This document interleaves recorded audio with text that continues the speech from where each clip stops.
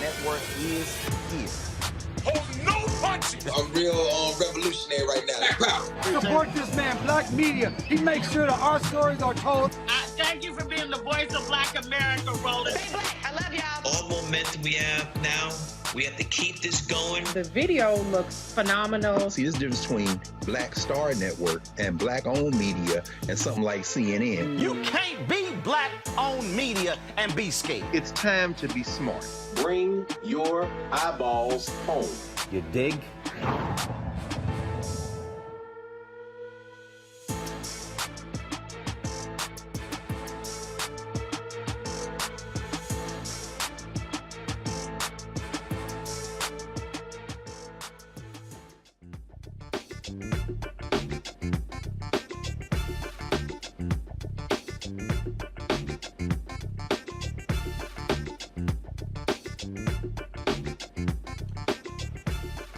Today is Wednesday, May 4th, 2022. Coming up on Roland Martin Unfiltered, streaming live on the Black Star Network.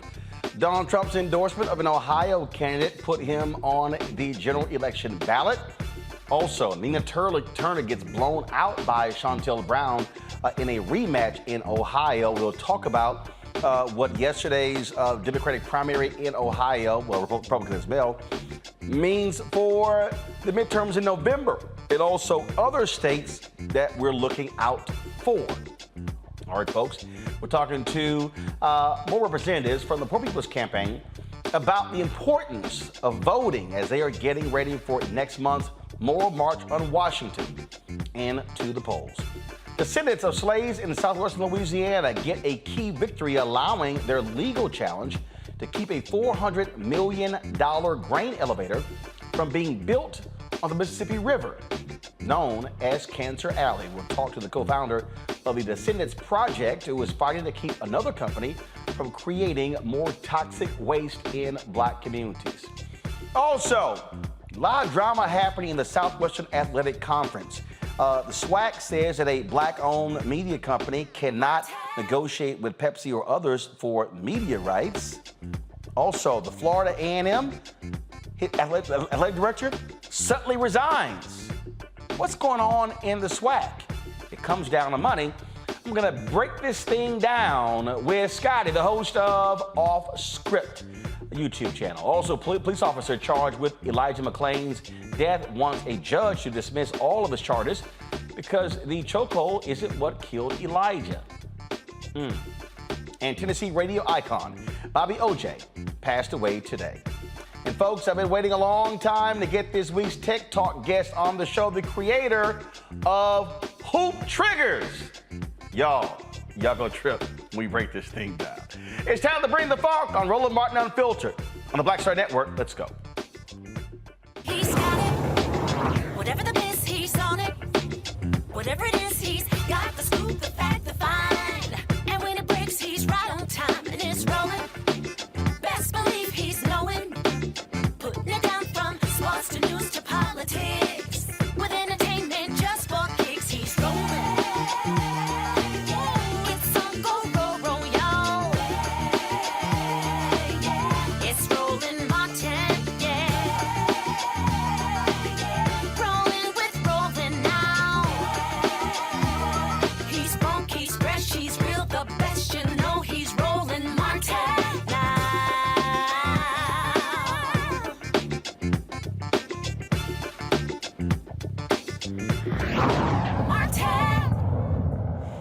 All right, folks, midterm elections are upon us. Well, the primaries are, and some key races are already set. Last night in Ohio, venture capitalist J.D. Vance, he beat other Republicans to win the nomination there. He's going to be facing Congressman Tim Ryan to be the next United States Senator to replace the retiring Portman, Rob Portman in that particular state. Also, in the election, there was a rematch that took place as well in the state when it came to the race for Congress. Remember, Chantel Brown beat Nina Turner a few months ago by 6 points. Well, they just had a rematch, and she beat Turner by 27 points.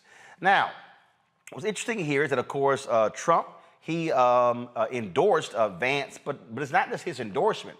Of course, you also had a billionaire who decided to pump $14 million into a political action committee and supported Vance as well. Now, Ohio is not, it used to be a purple state. It's pretty much a Republican state now in terms of how they've been doing there.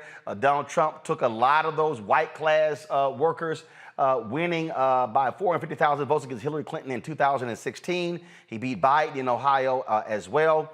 But the question is, what can Dems do? Do they have a shot in Ohio? And then we have other primaries coming up. We've got North Carolina, we've got Wisconsin, we've got Pennsylvania, we've got Georgia. All these different primaries are coming up, getting ready for the fall. Now, a big issue that's also the unknown, the impending Supreme Court decision when it comes to Roe v. Wade. Already commercials are dropping, or social media commercials are dropping, dealing with that issue, plus the Ohio race. And so I want to play some of those for you. Let's play the Midas Touch one first.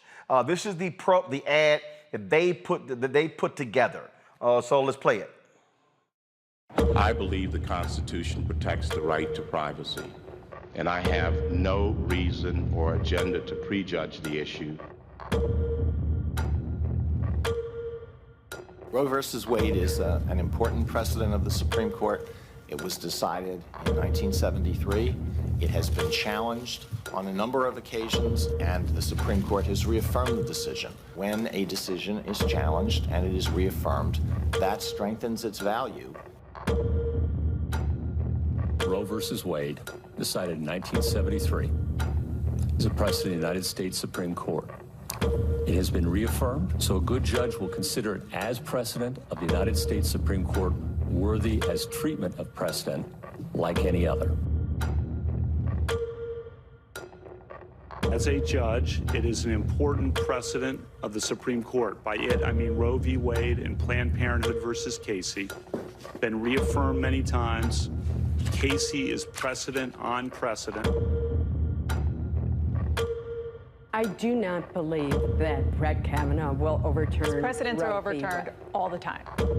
They aren't overturned all the time. He views precedent not just as a legal doctrine, but as rooted in our Constitution. Neil Gorsuch, for whom you voted, don't you think he's probably going to vote to overturn Roe versus Wade if given the chance? I actually don't. Roe is not a super precedent because calls for its overruling have never ceased, but that doesn't mean that Roe should be overruled.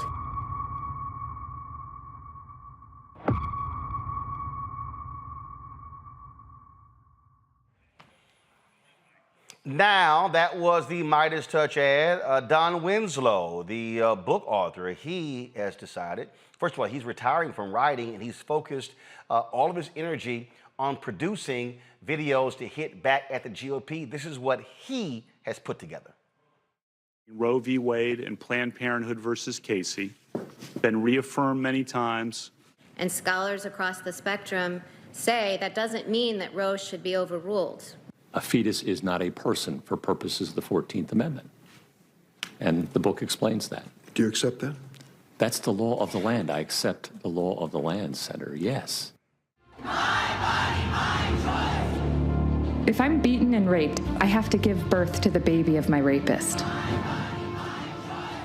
If I am raped by my father, brother, or uncle and get pregnant, I have to give birth to the baby of my family abuser. This new law is so draconian that I can be prosecuted for having an abortion, and so can my doctors, friends, and family who advise me, or even the Uber driver who simply drives me to the clinic. This is madness. The same people who have been protesting and screaming, "My body, my choice," when it comes to the COVID vaccine, are now saying I don't have any control over my own body. Republicans won't require a 12-year-old girl to wear a mask in school that may save her life and the lives of other children, but they will force her to keep a baby regardless of how she got pregnant, including rape and incest. I am a woman, and I have a constitutional right to make decisions for my own body. I am a woman, and I have a human right to refuse to give birth to my rapist's baby. I am a woman. This is my body. I am a woman. This is the United States of America. I am a woman. You do not own or control my mind or my body. My body is my choice. Shame on the men and women who passed this law, and shame on anyone who sits in silence while women suffer and die because of it.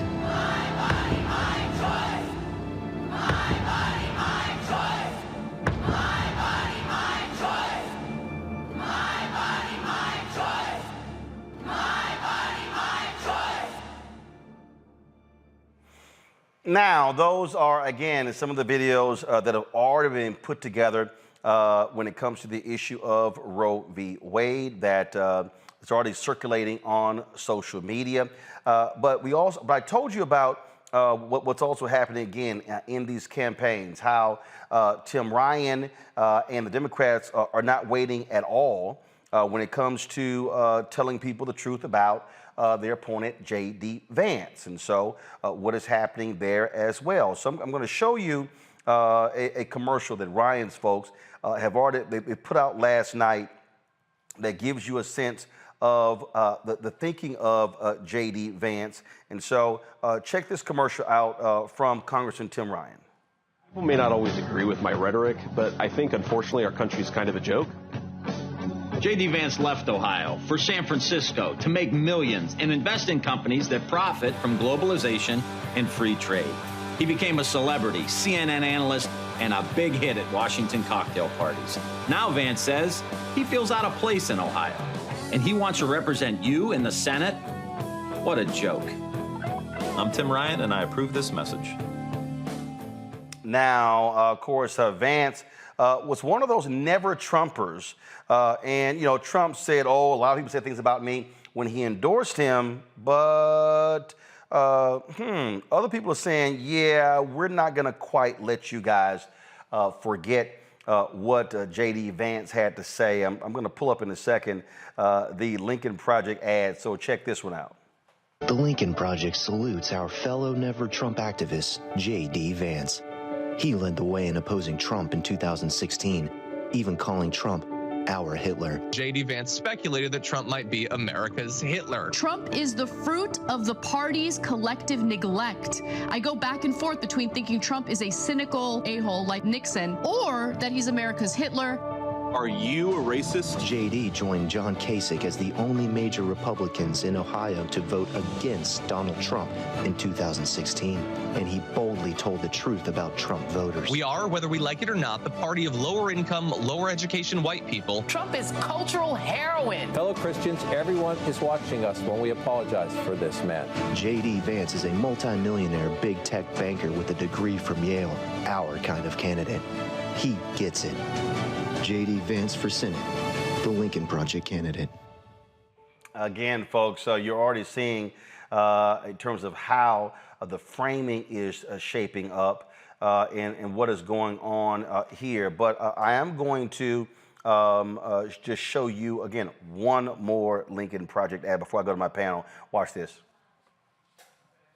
One person coming in from China. It's going to be just fine. We have it very well under control. My administration will take all necessary steps to safeguard our citizens from this threat. A lot of people think that goes away in April. I think it's going to work out fine. We have it very much under control. We're very close to a vaccine. Because of all we've done, the risk to the American people remains very low. 15 within a couple of days is going to be down to close to zero. One day it's like a miracle. It will disappear. And this is their new hoax. Unfortunately, one person passed away overnight. You take a solid flu vaccine, you don't think that would have an impact or much of an impact on corona? Anybody that needs a test gets a test. It will go away, just stay calm. I don't take responsibility at all. It's something that we have tremendous control over. We're not going to let the cure be worse than the problem. I hope we can do this by Easter. The CDC is advising the use of non-medical cloth face covering, so it's voluntary. You don't have to do it. Just minutes after a Fox News report on the demonstrations, the president began tweeting, "Liberate Minnesota, liberate Michigan, and liberate Virginia." And I see the disinfectant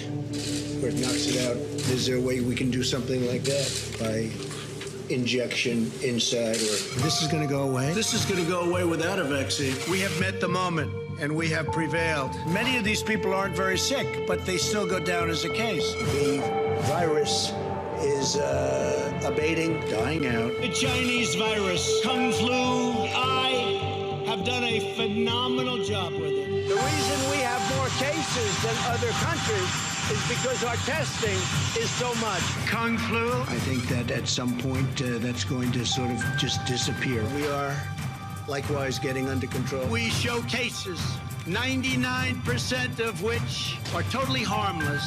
We want to get our schools open. I didn't listen to my experts. We have therapies and we have vaccines. You're losing a lot of lives by keeping things closed. So we're at about 135,000 and we'll be at somewhat higher than that by the time it ends. It will probably, unfortunately, get worse before it gets better. That's the way it is. That's the way it is. That's the way it is.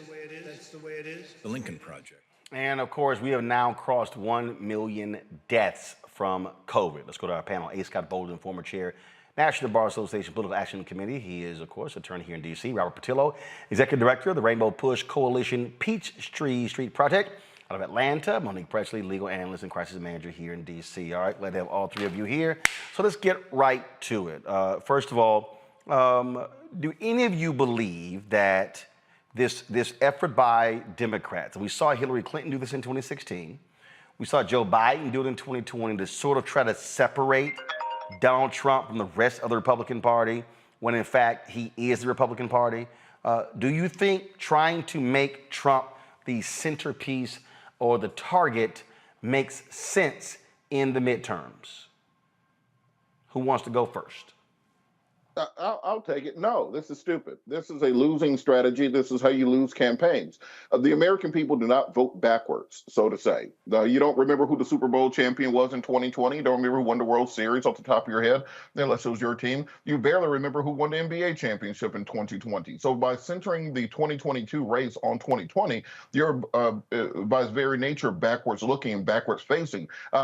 Just say to yourself this. During any of those commercials that were just playing, you played a litany of them from both sides of the aisle, did you pay attention to the commercial or did you look down at your phone? Did you pay attention to the commercial or did you go get something to eat and come back? Did you pay attention to the commercial or did you open another browser on your computer or a browser window on your computer and look up flight deals to try to buy a pair of shoes? Those are not engaging ads because they do not address the issues of today. What Democrats need to be running on, quite frankly, are their victories, the points you put on the board.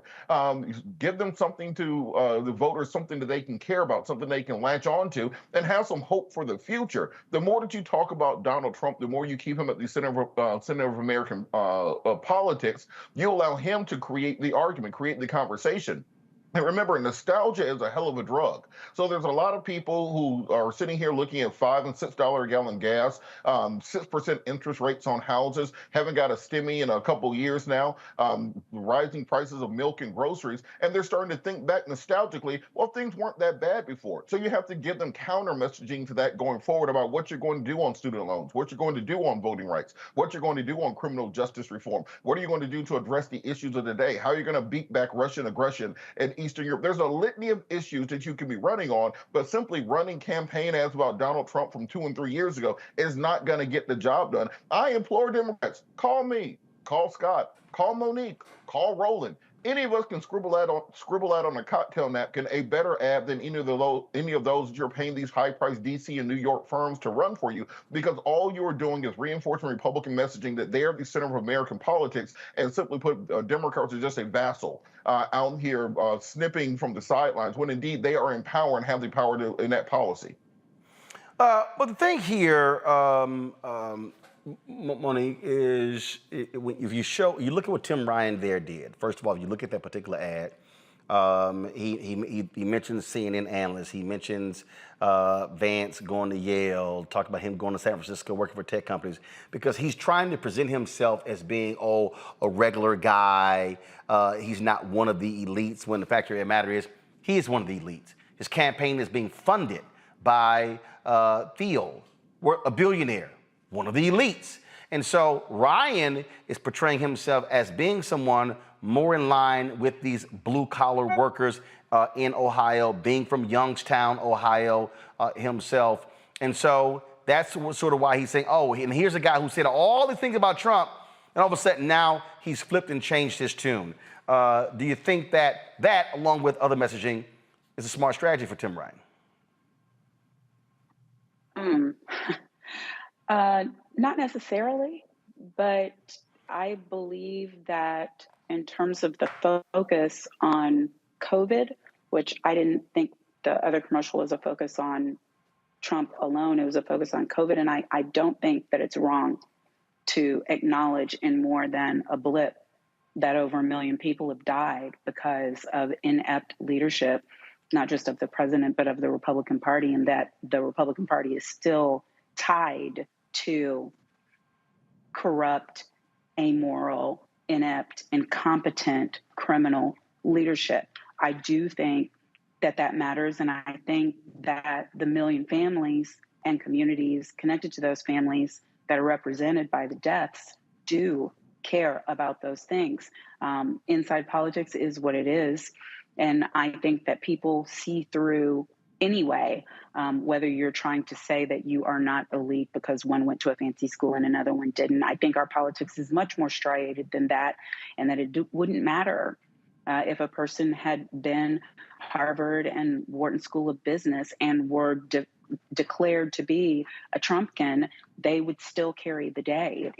They could be as elite as they could be, and it wouldn't matter because we are on sides. We are firmly planted on sides now. And I would hope that death, tragedy, etc., would move the needle, because if it doesn't, nothing can. So you have this impending decision by the Supreme Court, Scott, when it comes to Roe v. Wade. You've got these Republican-run states that are already passing these various laws. Some believe that Roe v. Wade is going to serve as a significant mobilizing, organizing opportunity for Democrats when it comes to the midterms. Granted, all we have now is a leaked draft. We have not actually had the Supreme Court render their decision. Some say it will come down in June. Do you believe that it will actually serve that particular purpose? And can Democrats take advantage of the anger, if you will, that will result from their side if the Supreme Court follows through? Well, it depends. I think Roe v. Wade, who benefited the most from the leak of that document, which was extraordinary in the legal industry. It just never happened. Actually, it does. The exact same thing happened with the initial Roe v. Wade. The initial Roe v. Wade. That was the actual leak of the decision. No, I said it hardly ever gets leaked. Every other decade. Yeah, it happens. And here's the other deal. There are leaks in every form of government out there. So, ain't like the Supreme Court is somehow just so holy. Hell, you got leaks out of the Vatican. Well, I don't know how often it gets leaked, but in my lifetime, I've never seen a draft signed by 5 people that was leaked while it was circulating within the Supreme Court. Things get leaked all the time in Washington, but it is the holy grail, if you will, and the commitment of those lawyers, and they're all lawyers there working on the Supreme Court. I do think that's extraordinary. It begs the question as to who benefits most. The Democrats are going to be mobilized now because they see the writing on the wall. The Republicans are going to be mobilized because they see hope on the wall. But again, I don't think that changes anything until the vote, until the actual opinion comes out, because that draft goes through a lot of changes. I do think this: if Roe v. Wade is not reversed when they've got the votes, it'll be something close to it, whereby they just allow the states to rule the way the states want to rule, and they delegate it to the states and stuff. And that's the end of Roe v. Wade anyway. But I think the Democrats, as I've often said, aren't going to lose the midterms because of an energized Republican base.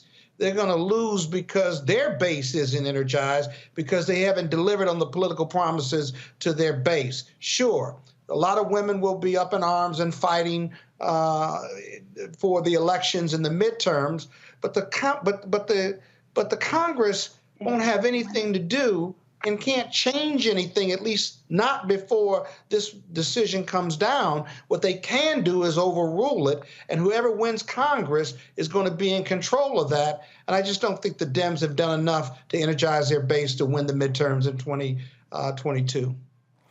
Well, but that point, though, is, again, it still can serve as in a way, to rally the base, Robert, if you obviously message it appropriately, but also if you actually mobilize really what should operate as the future of your core vote, that is young voters.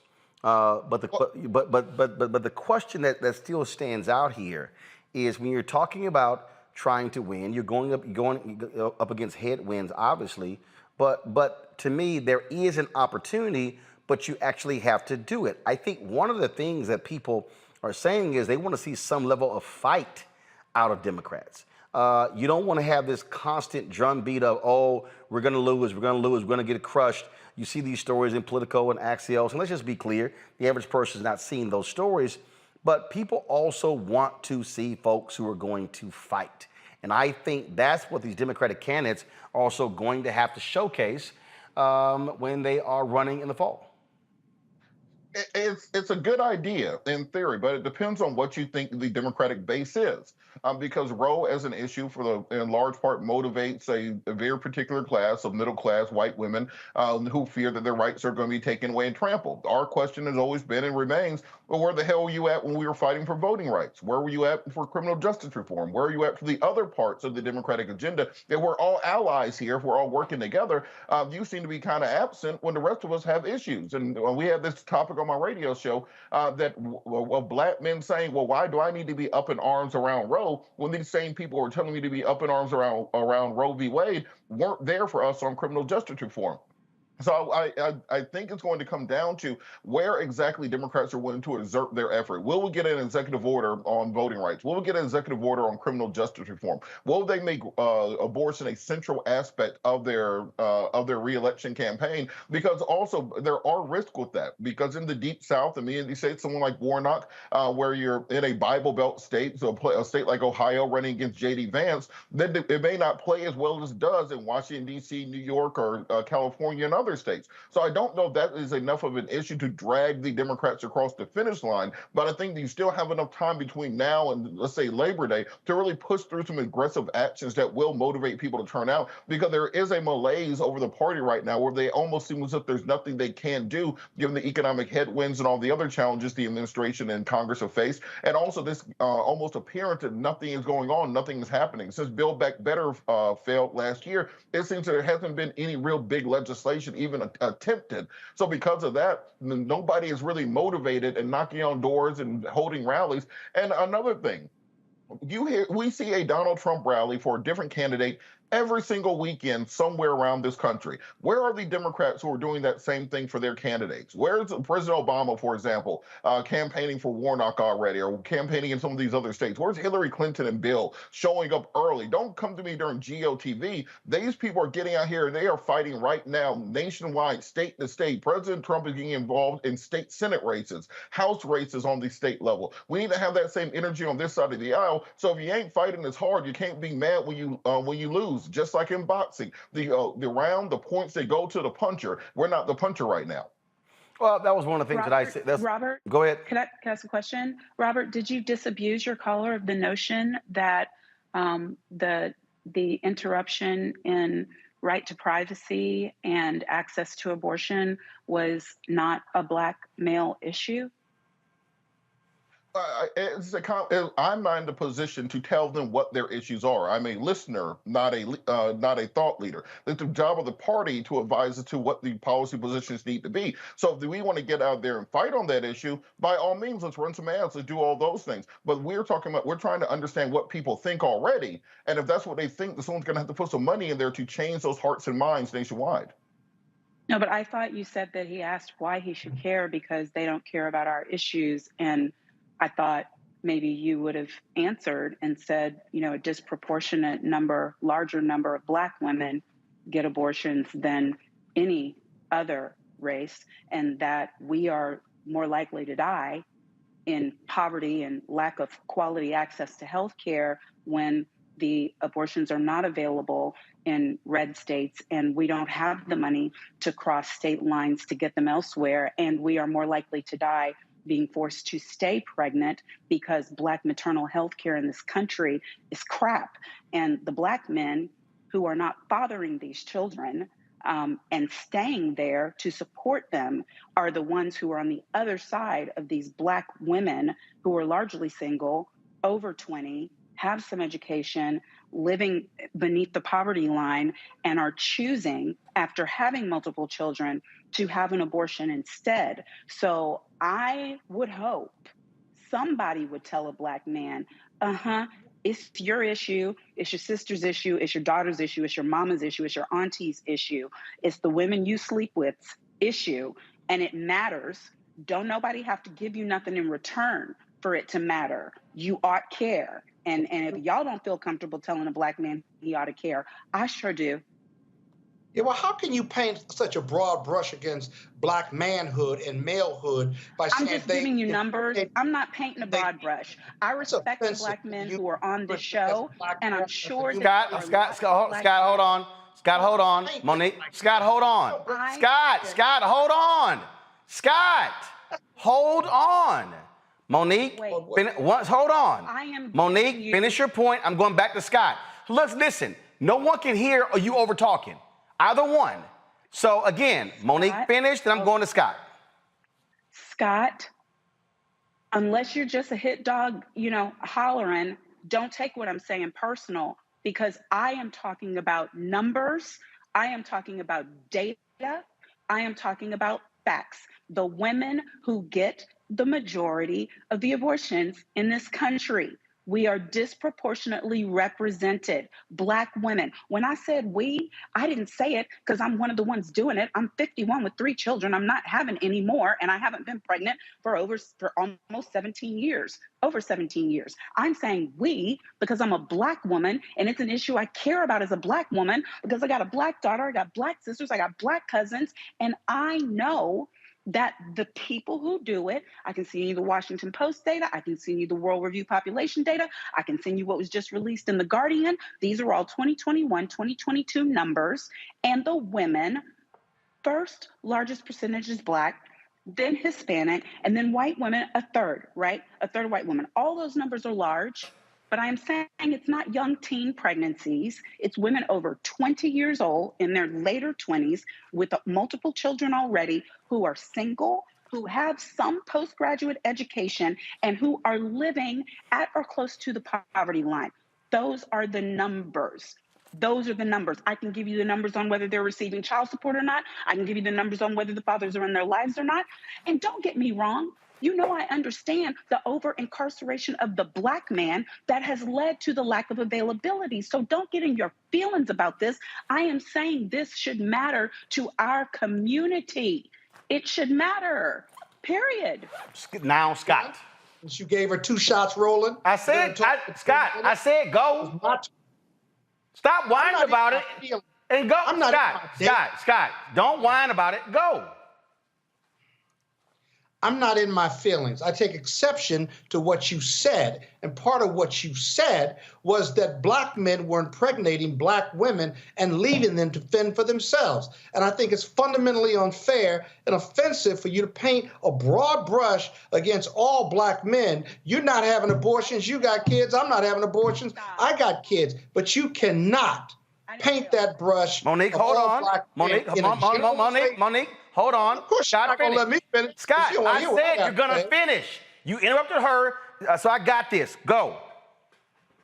So I'm not in my feelings, but it's falsehood to say that with a broad brush that Black women are impregnating Black women and then leaving them to fend for themselves, whether they get an abortion or whether they have the kids. It's an unfair broad brush, and you as a Black woman of all people shouldn't be painting that brush. Now, there is a disproportionate ratio. You got to put ratio in there of Black women who are getting abortions compared to white women. But it's a ratio. White women have more abortions total than Black women and brown women. That's a fact, just a population number. So what you said could not be true. At the same time, I agree with everything else you said. I agree. You're a great voice for woman issues and Black issues and all those other things, right? But do not attack Black men, because you cannot represent what you're saying, whether you meant it or not, because there are a lot of great Black men out here, get women pregnant, become great fathers. Maybe they support, if they're going to get an abortion, they support Black women in abortion. There's some that don't, but by far margin, since I'm a Black man, I can tell you those numbers that the Washington Post and white America puts up about Black men, you ought not be repeating that. And that's what you did. Okay, listen, are you kidding me? You gonna preach to me about defending Black men? I've defended more Black men in the entirety of my legal career and crisis management career than every other person who is on this freaking platform. Don't go there with me. Don't go there. What I said to you is that we are disproportionately represented. Scott, are you she's waiting? talking. Again, you're not gonna, no one can hear either one of you. So, Scott, you finish. Monique talk. I come back to Scott. Go. I said that we are disproportionately represented. It was ratio. Maybe you didn't hear me. Obviously, there's more white women because there's more white women. But there is a smaller percentage of Black women, and we have a higher ratio, higher disproportionate representation in the numbers. I said that those women are single. I didn't say that they were single, left by deadbeat dads. I acknowledge it for you. It may be over incarceration. They may be single because the man is dead. They may be single because he's in the streets. They may be single because it didn't work out. It doesn't matter. When I said that Robert's caller needs to understand it's a Black man issue, because when a Black woman decides to keep a child or get an abortion, whether he's in the scene or not, and we're doing it by higher numbers, it matters. It should matter. Whether he is interested in having the child or not, it should matter. Whether he is interested in paying child support or not, it should matter. Whether he is in the home or not, it should matter. It is affecting a large number of Black women and thereby Black families. And when we lose access to affordable health care, to include abortion, it matters to our community. This is not a white woman issue. Efforts to paint it as one, because it's not voting rights, because it's not George Floyd Justice and Policing Act, are false. They are in error. We are dying. We are going to die in higher numbers if we do not have safe access to medical care to make decisions for our bodies. And then you know what they're going to do? We're going to have the babies, and they're going to turn around and call us welfare moms. And they're not going to want to pay for WIC programs. And they're not going to want to make sure that our children are cared for in foster care. And they're not going to want to increase access to adoption centers. And our children are the last ones to get adopted as well. And then our community is going to be mad about white people adopting Black babies. And if you don't see how we lose in every single part of this scenario, I can't help you. But this issue, I didn't disagree with this all draft of that. decision, this is our issue. This is our issue. I never said it wasn't our issue. I disagree. I disagree with how you painted Black men. Now, you can say whatever you want Black to say. men, I don't no matter disagree how many with you times there. you say it. I don't disagree with you I there. didn't paint Black Just men. spoke out of I didn't turn and you got checked, and now I'm done with it. I didn't I'm say done with all. it. And Roland, with it, Roland, this is why I say this is a bad electoral year issue for Democrats. Because this is pretty much what happened on my show when we talked about it. That this is, it kind of descends into this back and forth very quickly, regardless of what the kind of context around it is. So when you're trying to mobilize for midterm elections, you can't be splintering your base on issues. You have to be running on issues that have broad support, where you're not going to start arguments within your own party. The argument has to be of the other side of the aisle. This is why I'm saying that it has to be a coalition coming together, because I had another caller say, well, are they going to address child support at the same time they're addressing abortion? Women get mad when you say that. However, for a big population of Black men, they say, well, if we're going to be addressing family planning and so on and so forth, we need to address that at the same time. This is why it's a bad electoral year issue for Democrats. I don't think that it actually benefits them going into the midterms. Well, because they got bigger problems with Black people and Black voters, like voting rights and the George Floyd Act. They didn't deliver. As tough as it is, they didn't deliver. And the voting and your super voters may come out. Got it. Other voters of color just aren't going to get there. All right, folks. I want some vasectomies and some child support at the point of conception. And then we'll see whose issue it is. All right, folks. 1 second, hold up. In Louisiana, slave descendants are trying to keep a company from building a $400 million grain elevator along the Mississippi River using corrupt rezoning used for industry for decades. Watch this. In 1991, control of this historic land in Louisiana was extorted from residents and handed to industry by former St. John Parish President Lester Millett Jr. He was convicted for the criminal backroom deal, but the illegal zoning was never corrected. Today, San Francisco developer Christopher James is exploiting this corrupt zoning to build the Wallace grain elevator, which would bring even more pollution to Cancer Alley. Chris James enjoys praise for his climate activism and his green Sonoma Valley vineyard. Meanwhile, the massive grain terminal he's pushing on St. John threatens the air we breathe and the waters of Lake des Solomons. Families who have owned land in the surrounding neighborhoods for over a century have been shut out of the planning and approval process. If Christopher James is serious about social responsibility, how come our voices don't matter to him? Let's send a message that we deserve better. Gentlemen, now Dr. Joy Banner, the co-founder of the Descendants Project from Wallace, Louisiana. All right, so first and foremost, we've been talking about this Cancer Alley, and how were y'all able to stop this project from moving forward? So, like the commercial stated, we really didn't have prior notice of this, almost only until a public notice was released in March. So when we found out about this in March 2021, we had to immediately start organizing. Our parish didn't tell us anything. Even though there was communication between Greenfield and council members and other governmental agencies about this, we were not given that information. So we had to organize pretty quickly. And what we did to stop it is we immediately let the community know. We gave the transparency that Greenfield and our parish should have given us. And since then, we have two sets of attorney teams that's representing us. We have Tulane Environmental Law Clinic that is helping us push back against the permits that Greenfield is applying for. And then we have the Center for Constitutional Rights that is representing us for our lawsuit against St. John the Baptist Parish. So again, it is engaging the community, making sure that our voices are heard. And then also, looking at understanding that the public process, the rights that are due us, that we should have had, we should be able to go to our council meetings and, be able to put this on the agenda and have a discussion about this. But since that wasn't happening, after we appealed to our council members in our parish to communicate with us and that wasn't happening, then we went forward with the lawsuit. And so how is this also galvanizing other people who are not descendants to stop these type of projects from moving forward? Right. And so this is not necessarily about us as descendants, but it is environmental racism.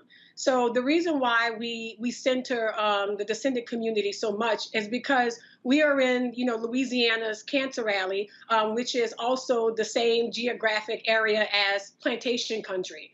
So we have, along the Mississippi River outside of Louisiana, outside of New Orleans, there were hundreds of plantations that were there.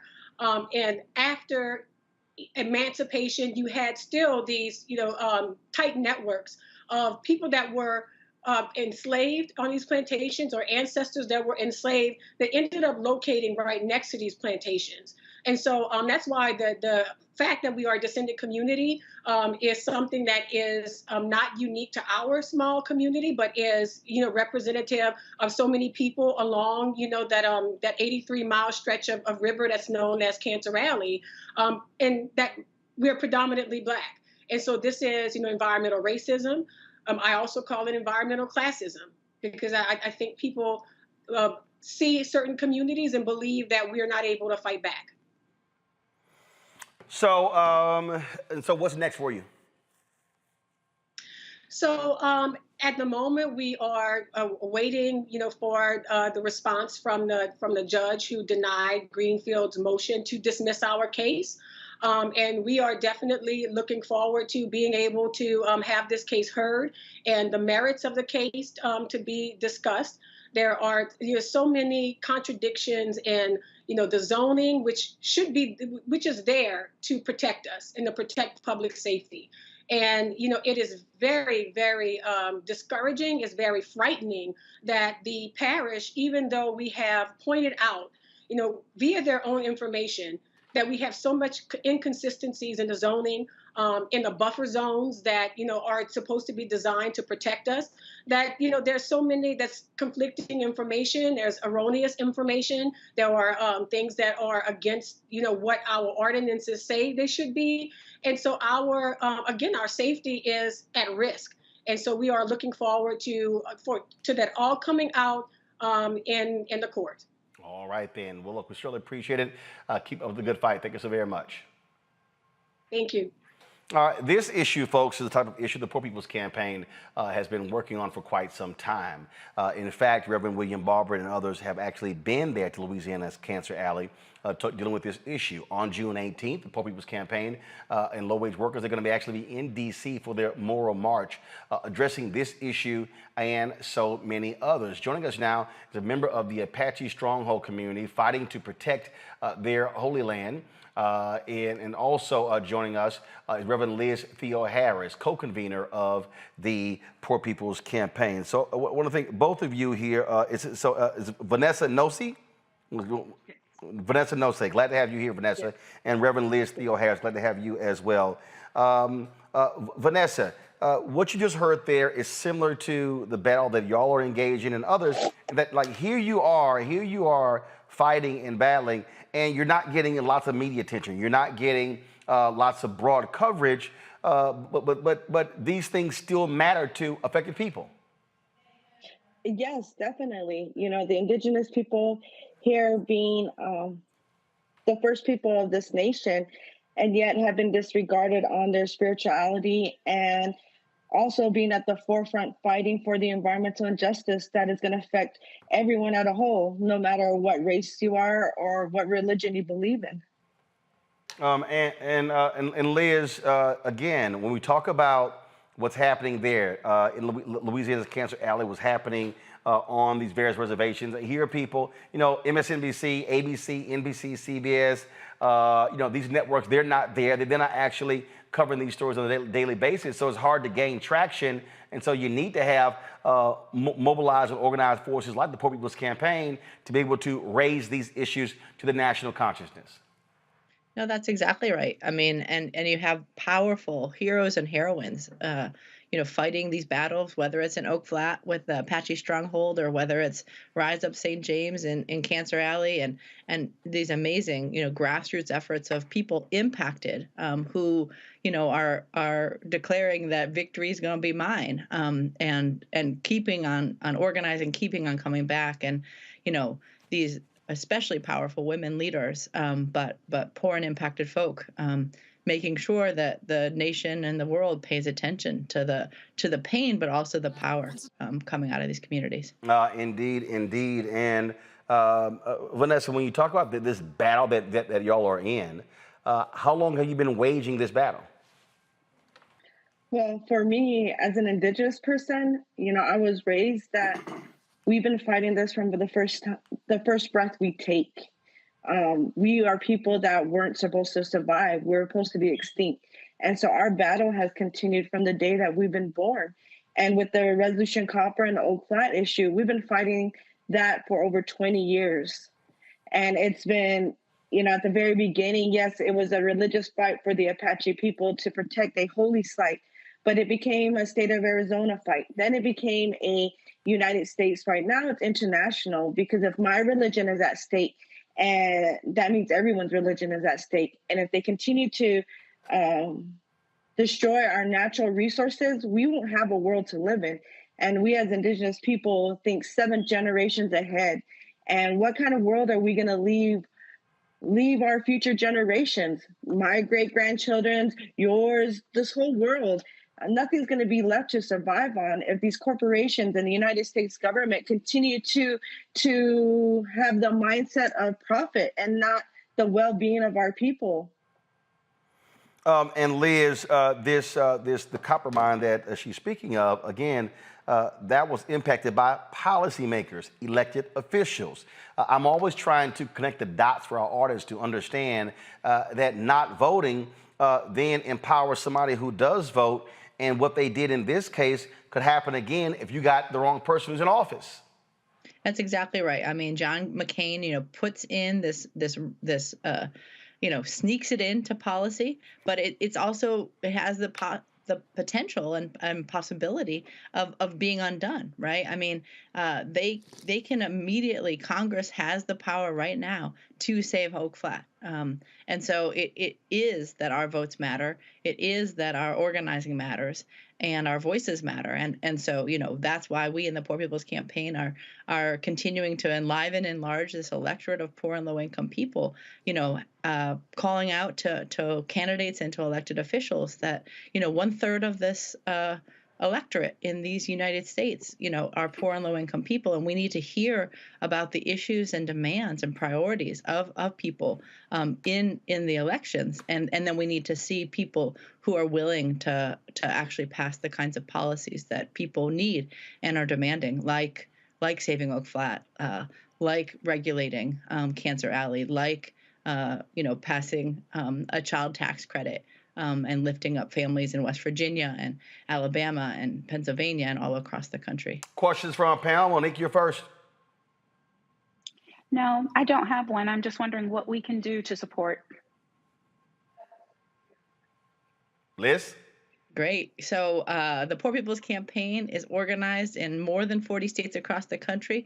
We would love people to get involved in our coordinating committees, and you can reach out to whatever state you live in.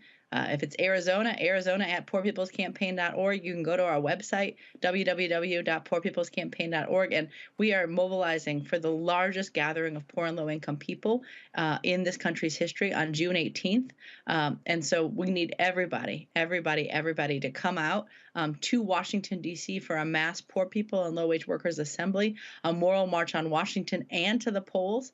And that's going to be, gathering in Washington, D.C. on Pennsylvania Avenue at 9 a.m. Eastern time, and the event will start at 10 a.m. and it's going to be powerful, and we need to hear and see people with us there. Scott?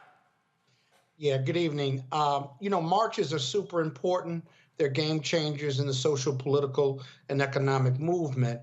But I've always believed that the showing of a strong march and a strong presence should lead to the follow-up and the real hard work that comes after that. Once you do this march, let's say you have 1 million people show up at the march, powerful speeches, the political arena, Republican and Democrats, not only see and hear you, but what happens next? What is the work that needs to be done post-march to really make this not only effective, but deliver the results that America needs to service or serve those 140 million people who are either low income or have low wages? Vanessa first, then Liz. Vanessa?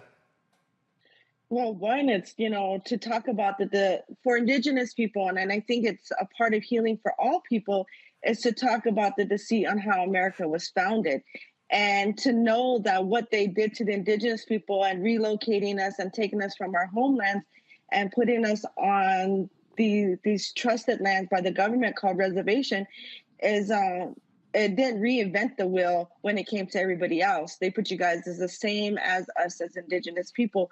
For those that are low wage, that are suffering all these injustice, they're doing the same thing to you guys that they did to the Indigenous people so many years ago, centuries ago. So it starts now. It starts gathering. It starts coming together and taking those stands and not be a bystander, and reaching out to those politicians that have the power to make change and remind them that they're in there because of us, and knowing that we all need to come together and unify and stand one next to the other, one in prayer, and two in making these changes, and those that are held responsible to their word and to actually do what's best for the people. Liz? And why we're calling it a mass moral march on Washington and to the polls is about, us going back into our states, into our communities, and keeping on organizing and building up that power. Right now, the Poor People's Campaign is organized in almost every state of the country, and that's trying to be permanently organized communities, folks that both can respond and react to the policies that get passed that take away our rights, that deny our dignity, that try to take away our health care or wages, but also so that we can be organized and unified and coming together across all the lines that divide us to be able to demand, all of the priorities of people, that 140 million and all the different groupings that make up that group. And so that the whole idea of a moral march on Washington is then to go back. And if we listen to, the words of Dr. King from the March on Washington in 1963, we often, just pay attention to the stage and even to the crowd. But the message there was go back to Mississippi, go back to Alabama, go back to Arizona. And that's exactly what's happening. We're going to be nationalizing these state-based movements and keeping on pushing from the ground up. Robert. Thank you. I would love to connect with you guys after this to see what we can do together, coordinate on these issues. I'm from Columbus, Georgia. The reason I mention that is Columbus is located in Muskogee County. Our high school mascot was the Kendrick Cherokees. Our baseball team was the Columbus Red Sticks. Anyone who knows American history knows that it's ground zero for the Trail of Tears. America has a long and sordid history of the destruction of the indigenous people of this country, which continues until this day. Having Democrats in power in the House, the Senate, the White House, who are the federal officials who have been the most supportive, and who do we need to be reaching out to pressure while Democrats still have a majority in the House and the Senate to work on these issues and actually make some progress? There's one thing to have marches, there's another thing to have people who are willing to sponsor legislation in the House and the Senate, people who are willing to put appropriations into bills, people who are willing to really go to the mat to fight for the community. Vanessa, you want to go first? Yeah, Congressman Raul Grijalva has put in the Sable Flat bill in the House, and then we have Senator Bernie Sanders, who also has one in the Senate. So they have been our biggest, on the political level, pushing to return what Congress did to us back in 2014. And so we're continuing to ask everyone, no matter where you're at, is to reach out to your congresspeople, to reach out to your senators, because it does need congressional decision made to overturn them from destroying our holy land, Oak Flat. So we have the two both in the House. There is a bill in them. Now we just need them to push it. Now we need them to vote on it. Now we need them to actually make that change and acknowledge the indigenous people. Oak Flat set such a precedent, not just on a religious genocide, but also on environmental injustice. And so many people and so many towns and cities are going to be heavily impacted with such an environmental destruction. But also, if Arizona goes through with this, that sets the precedents for the whole United States.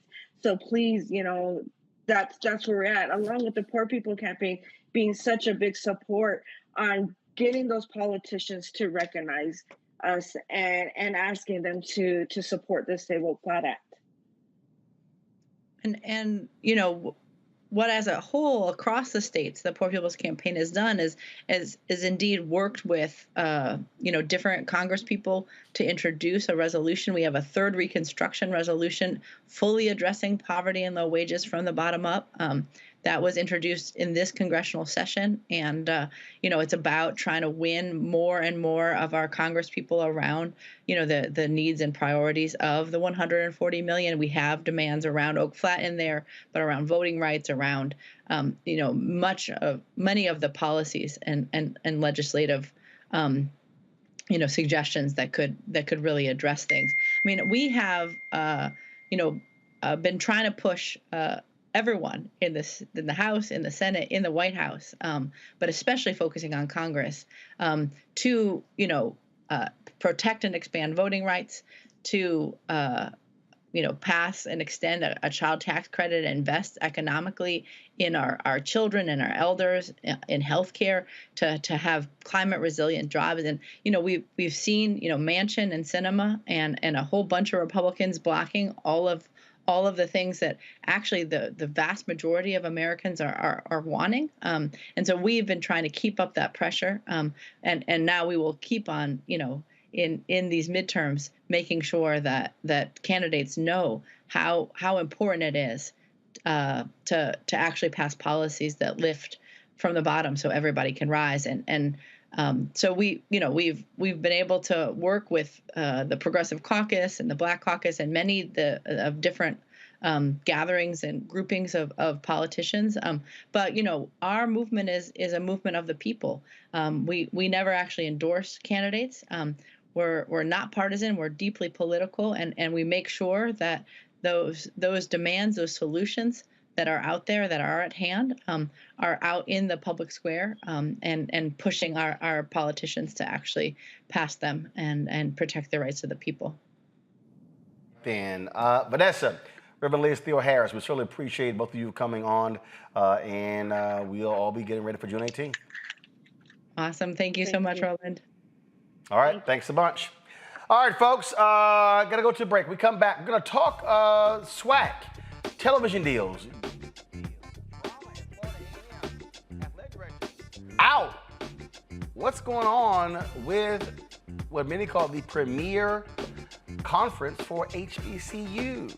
We'll discuss that next on Roland Martin Unfiltered right here on the Black Star Network.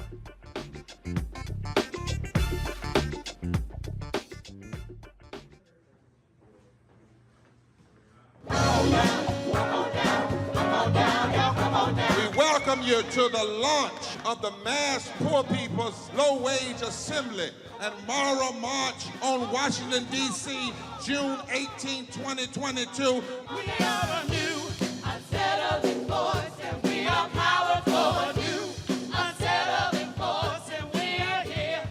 We're rising up to demonstrate the compelling power that we, poor and low-income people, have to reconstruct society from the bottom up.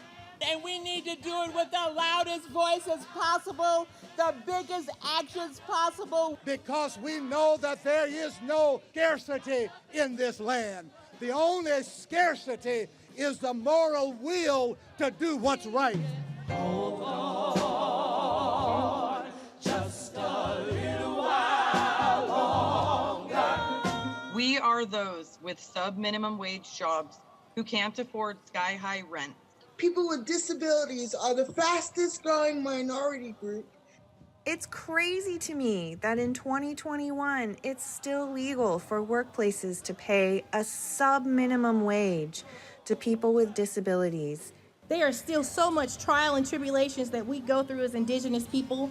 We can't get a decent wage to sustain ourselves, nor can we get adequate housing. Veterans across this nation say enough is enough. We can't pat essential workers on the back on one day and then cut their health care the next day. Health is a political choice. What more do I need to do to prove that my voice is just as valuable as anyone else's? There are still forces in denial that would try to slow walk our transition to a clean economy and a just future for us all. We have an immoral system run by immoral people. But together we walk, and we walk and we fight. It's time for a change! Reconstruyamos esta gran nación! See, we are people of resilience. As we fight these interlocking injustices together. When we work together, mobilize together, and rise together, we become a voice for the voiceless, and we become an agent of change in a time where great change is needed. We need the third Reconstruction to ensure that deaf people, people with disabilities, and all people can have the right to live and to thrive. We know what they are doing, but the question is, what are we going to do? Reconstruction begins when we change our mentality and say it's time for you to get your foot off of my neck.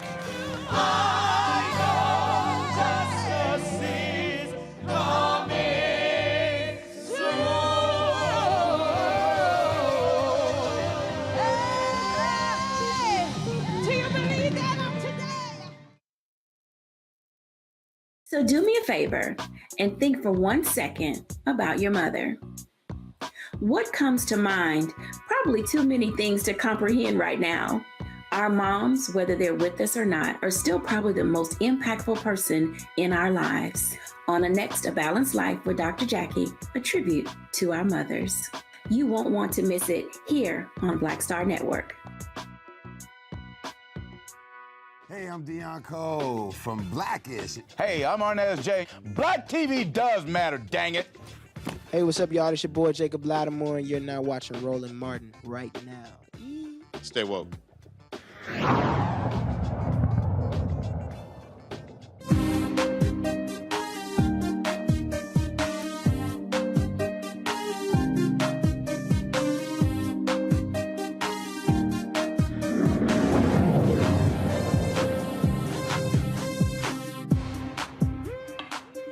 All right, folks. So a month ago, I told y'all about the need for HBCUs to better monetize their content. One of the things that I said is that HBCUs need not be operating as sharecroppers, giving away their content. One of the things that I said is that HBCU presidents and their board of trustees should be looking at every single one of their contracts, breaking these contracts down, looking at how can they maximize their revenue. And so one of the things that's been happening is we've had lots of conversations with regards to the Southwestern Athletic Conference, and we talked about a month ago announcing a deal with Byron Allen's HBCU Go with regards to airing SWAC games, but we haven't got any details on what that contract is, which is sort of weird because if you look at the other major conferences out there, not even the major conferences, the mid-major conferences, whenever they sign new television rights deals, they announce the terms, how much they're getting, things along those lines.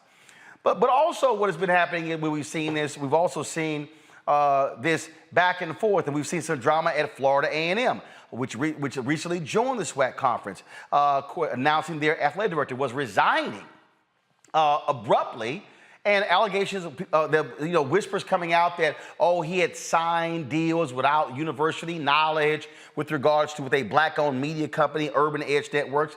Full disclosure, Urban Edge Networks handles the third-party sales for us at the Black Star Network. And so we want to talk about this here.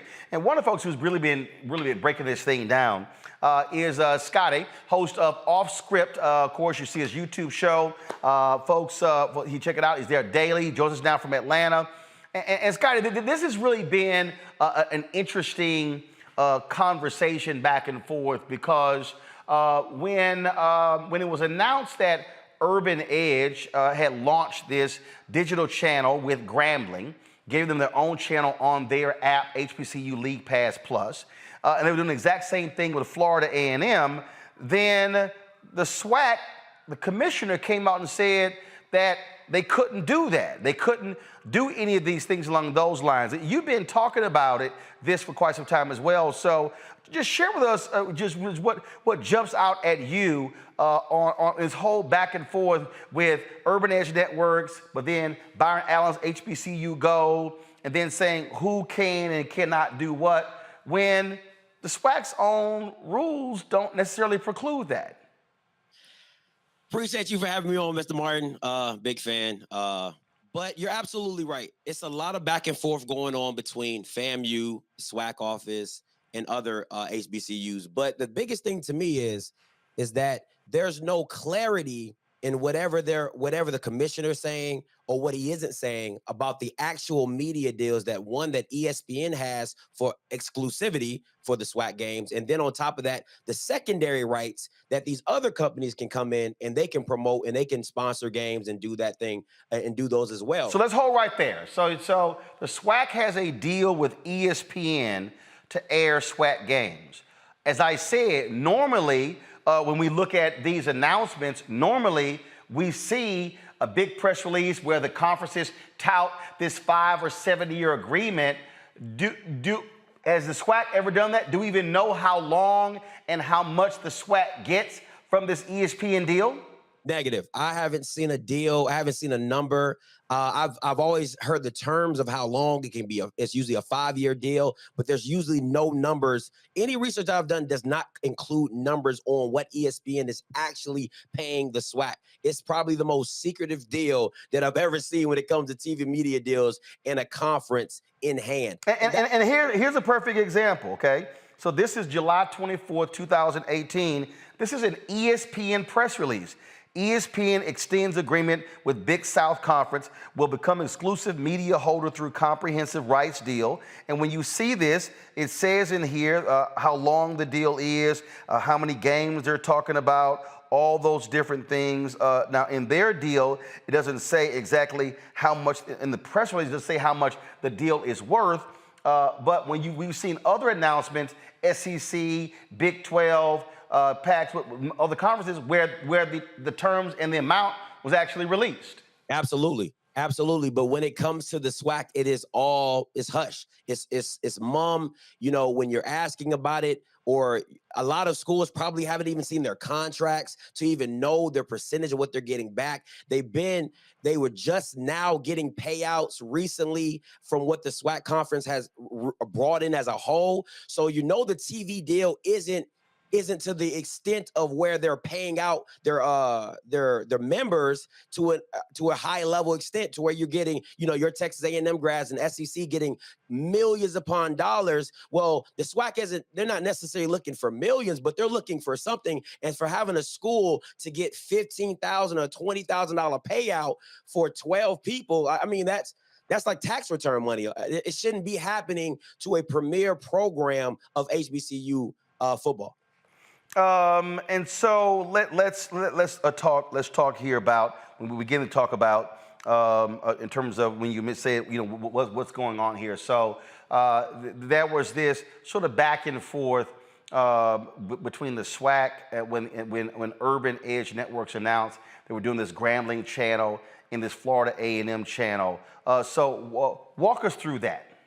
So the back and forth is this. So when it started, you had FAMU's AD simply saying that they made the announcement. They had a press release saying that, hey, we have now signed with Urban Edge Network, HBCU Leagues Pass. You can catch our games.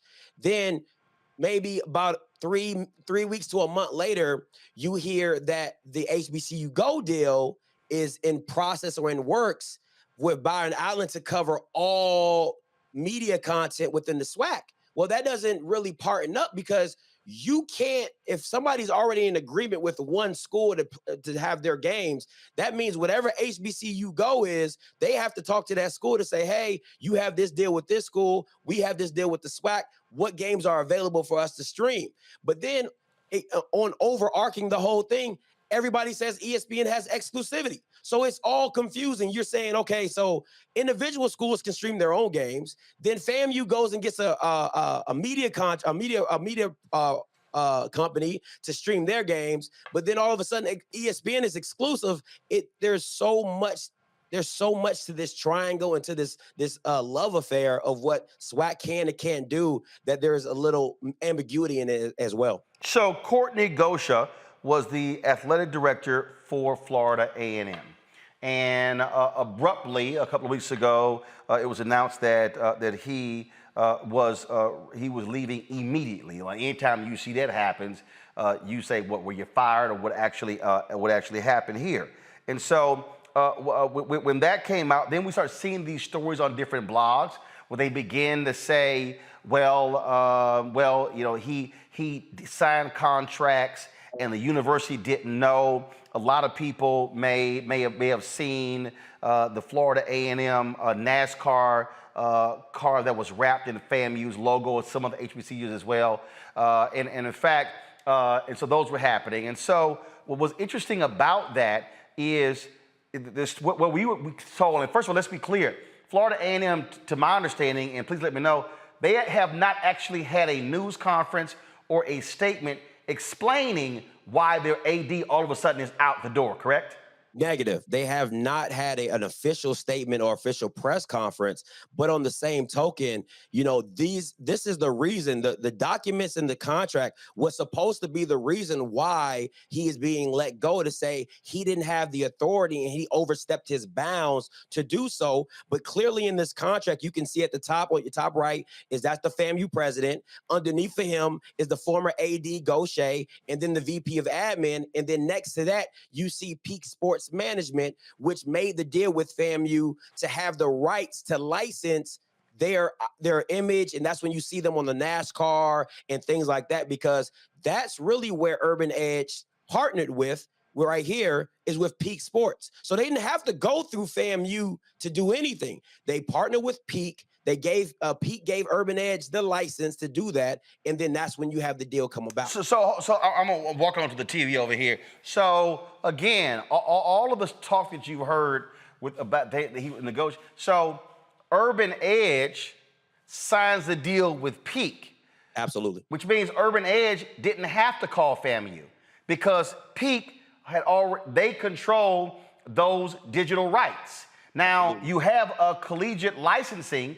They actually have signed a deal with numerous HBCUs where they handle the licensing deals as well. So you don't actually have. So if collegiate license, if they handle, they already have that. You don't even have to go to the schools. You go to the company that already has a licensing deal. My understanding is that Peak Sports handles the streaming rights for Florida A&M.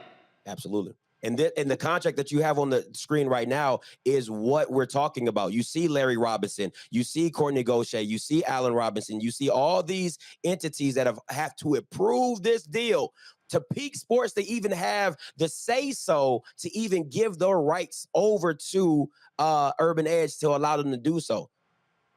Now, for the people who, again, who are unaware and who don't quite understand, collegiate licensing, that's actually controlled by WME, which is one of the major talent agencies.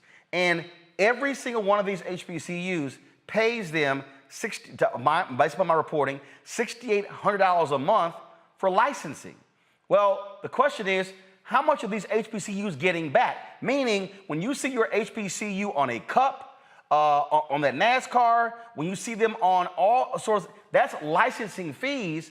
And so what I have been saying a month ago to these HBCU presidents and the boards, you should be asking, if you're Florida A&M, you should be asking Peak Sports, how much money are y'all generating for us when it comes to the deals that you're supposed to be negotiating? Who are you talking to?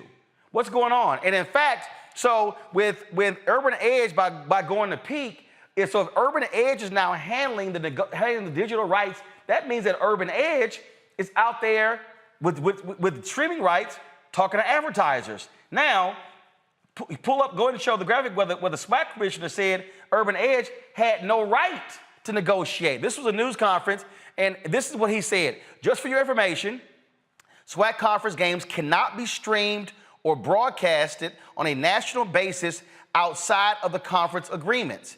In addition, member institutions cannot grant permission to other entities to broadcast games either linear or digitally on a national basis. All conference games are restricted and can only be negotiated by the conference office. That was reported by HBCU Game Day.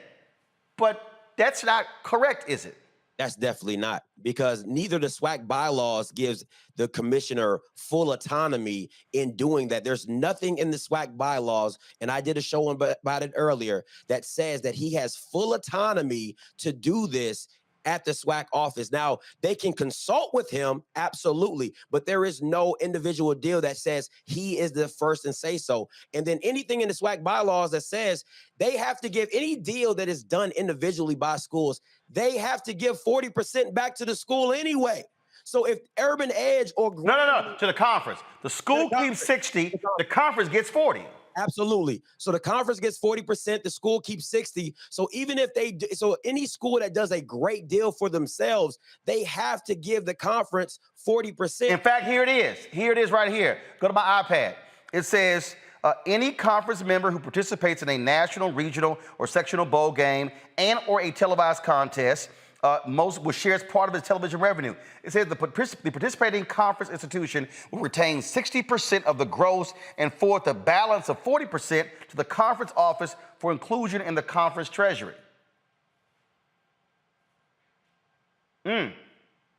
That's sort of confusing there, Scotty.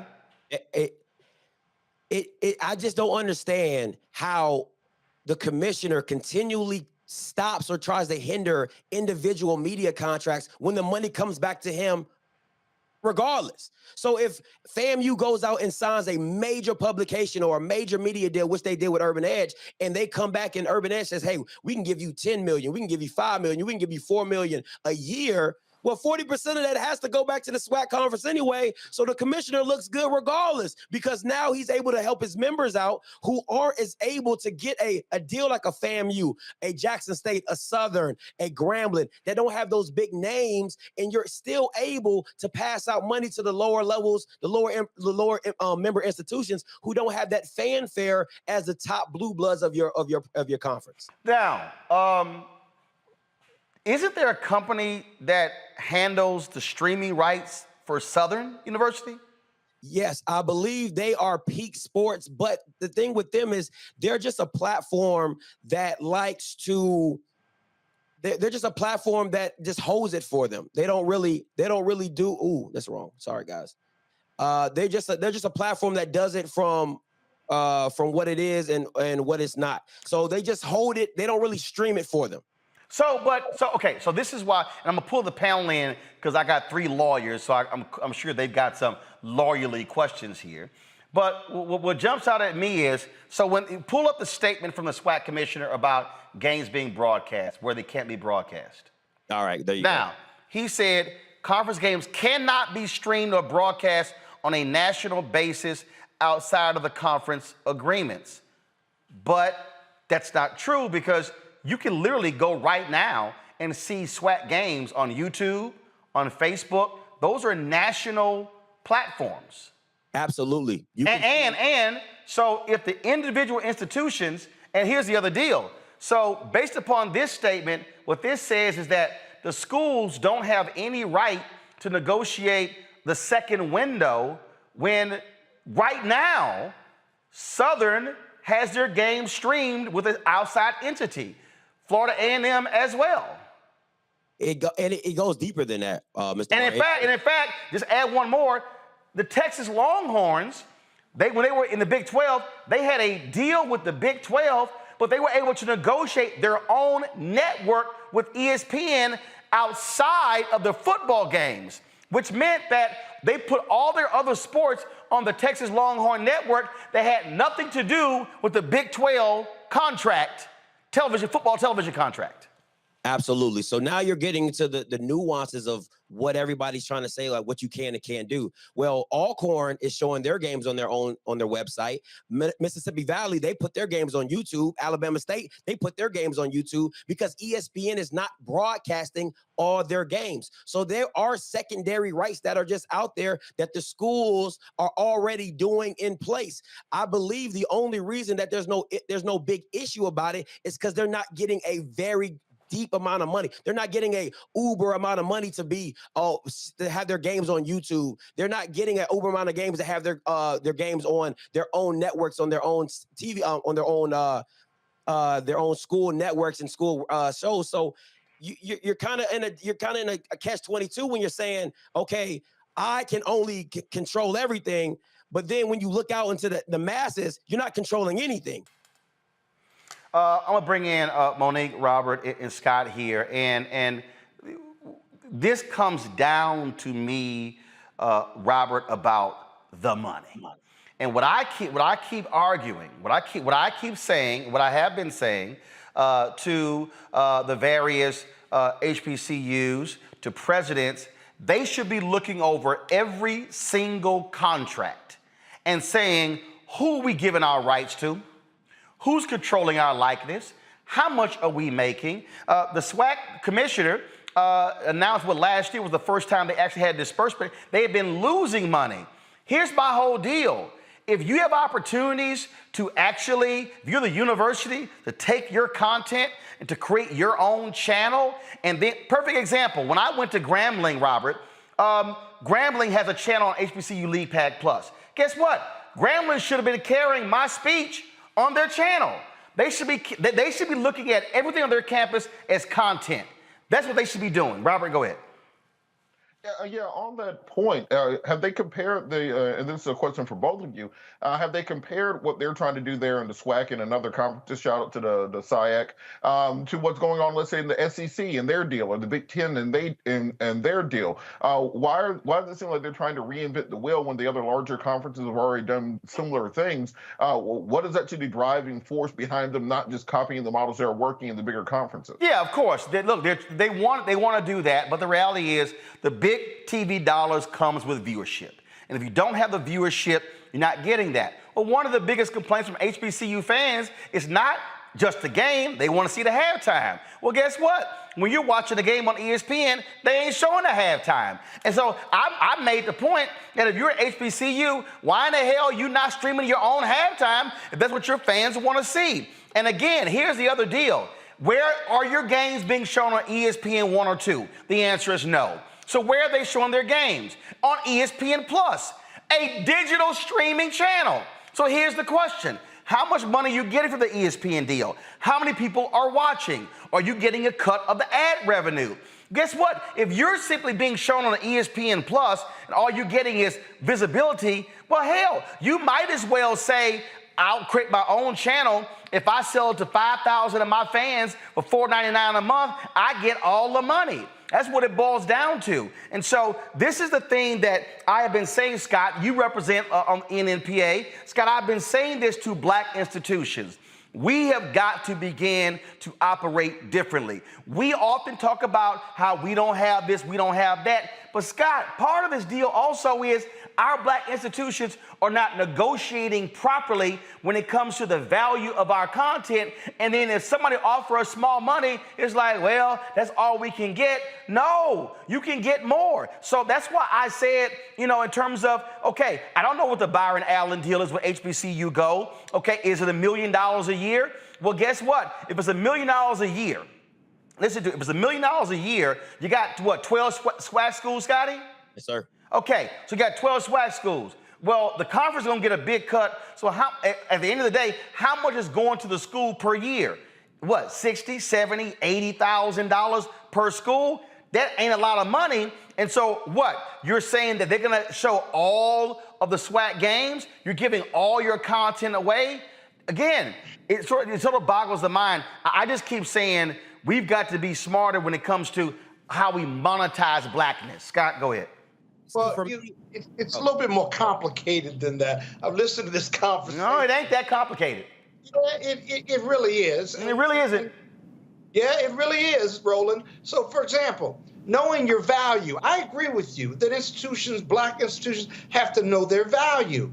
But what's the review? What's the relevant review of your value is viewership and whether people are willing to pay or not. Only in terms of televising games.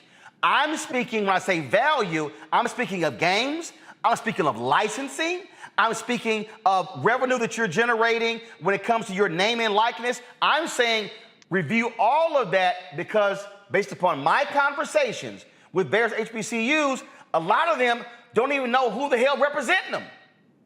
Okay, well, you're right. I don't disagree that they need to be looking at all of that. But at the same time, knowing your value and your viewership, are you arguing that we're not looking at it, or are you arguing that we're not valuing our goodwill and our product enough to be paid a market value? I'm saying both.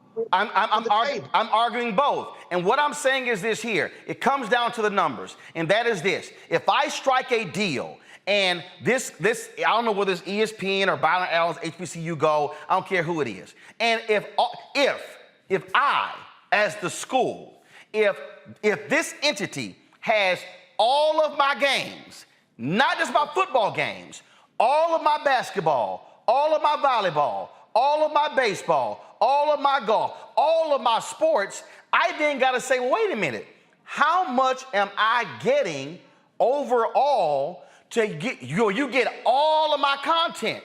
And I'm saying this here: if I'm getting the school $75,000 or $80,000 for all of that, hell, I should be able to go out and create my own channel and make 100, 150 grand, 200 grand my damn self. But maybe your market value doesn't have a return mark at 80,000 or 200,000. Actually, it does, Scott. Scott, all it takes is this, Scott. Know that? Scott, I do. Scott, I do know it. Scott, I do know it. Scott, baseball game. Scott, this is very simple, Scott. If I created, no, Scott, follow me here. No, Scott, I just want you to see the numbers, Scott, because see, that's what it boils down to. If I have an entity, and I'm sitting here, and I look at my particular entity, and I go, okay, well, hold up, I got my games.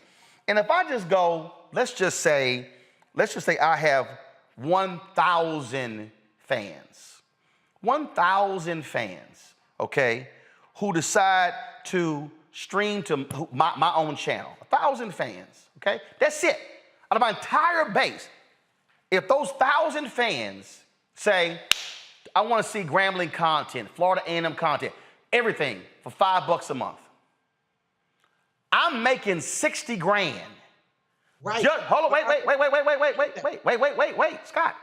Just on subscriptions. What I'm comparing is, if I got a deal over here where I'm getting 80 and y'all getting all my stuff, and I can create my own and I'm getting 60, I got a better shot of building my own base to make more money. I agree with you. Now, let me tell you what's going to happen when you do that. When you walk away from SWAC or HBCU League Pass, hold on, if you walk away from them, not walk away, but if you do it on your own, right, and you're right, and you start making a lot of money, right, if you put up the statement of the SWAC president or the executive director, because that's important. He's not wrong about what he's saying. What he's wrong about and what he's not speaking about is the enforceability of those contractual rights that he espoused on. Is he willing to enforce them? But it's not costing him any money. Hold on. And the monies are at a lower level on YouTube and people doing it on their own, and they're not really making a lot of money at it. No, Scott. See, Scott. Scott, you stepping. Scott, you that statement's not a lie. Scott, he's just not enforcing it. Scott, you stepping into some areas that you don't know about. That's not true. Follow me here, Scott. Okay. Scott, let me just go ahead and put it to you like this here. This show, damn near did $1 million last year on YouTube. Okay. What's your point? That means this show, solely on YouTube, made more money than the whole SWAC conference and their TV deal. Well, they need you to be the AD for all of those historical black colleges. But Scott, entrepreneurship. And by the way, if you made $1 million on YouTube, you need to start paying me and Monique. No, guess what? Guess what? The expenses. But guess what? Hold up. See right there. See, I love how black people go, because you didn't ask how much the overall expenses are. The overall expenses are 2.4. Hold up. The overall expenses. Hold up, Scott. Scott. The overall expenses are 2.4 million. Hello. See, so it's amazing. See, that's nice and cute. That's nice and cute. But the overall expenses, 2.4 minus that 1 still leaves you $1.4 million. Could I get a jacket, maybe? Could I get a jacket and a hat? Well, first of all, I got your hat over there, and I got it in black and gold. But the thing we're walking through here, Monique, that jumps out. And oh, by the way, I did invite the SWAC folk to the show, because I do want them to explain this whole deal. And this is what, let's see, I'll blow it up. They sent me here. I'm just going to read it. It said, I hope this is from Commissioner McClellan. I hope this email finds you in good spirit. No. They said, hold on. This is from Andrew Roberts, head of communications. He says, I hope this email finds you well. We are currently out of the office in preparation for the upcoming 2022 SWAC Outdoor Track and Field Championships scheduled to begin tomorrow. We respectfully decline at this time. Okay, that's fine. So, but I still would love for them to come on because I got a lot more questions because the thing for me, Scotty, let me come back to Monique. The thing for me, Scotty, that still I'm unclear about again is how can the SWAC say you cannot sign outside deals when right now Florida A&M has a signed deal with Peak Sports. Southern University has a signed deal with another company right now. But here you have Black-owned Urban Edge. They come in, give Grambling a channel, and then say, you can't. I don't understand. I don't understand the difference. It's because SWAC has. Hold on, Scott. Scott, I'm talking to Scotty. Hold on, Scott.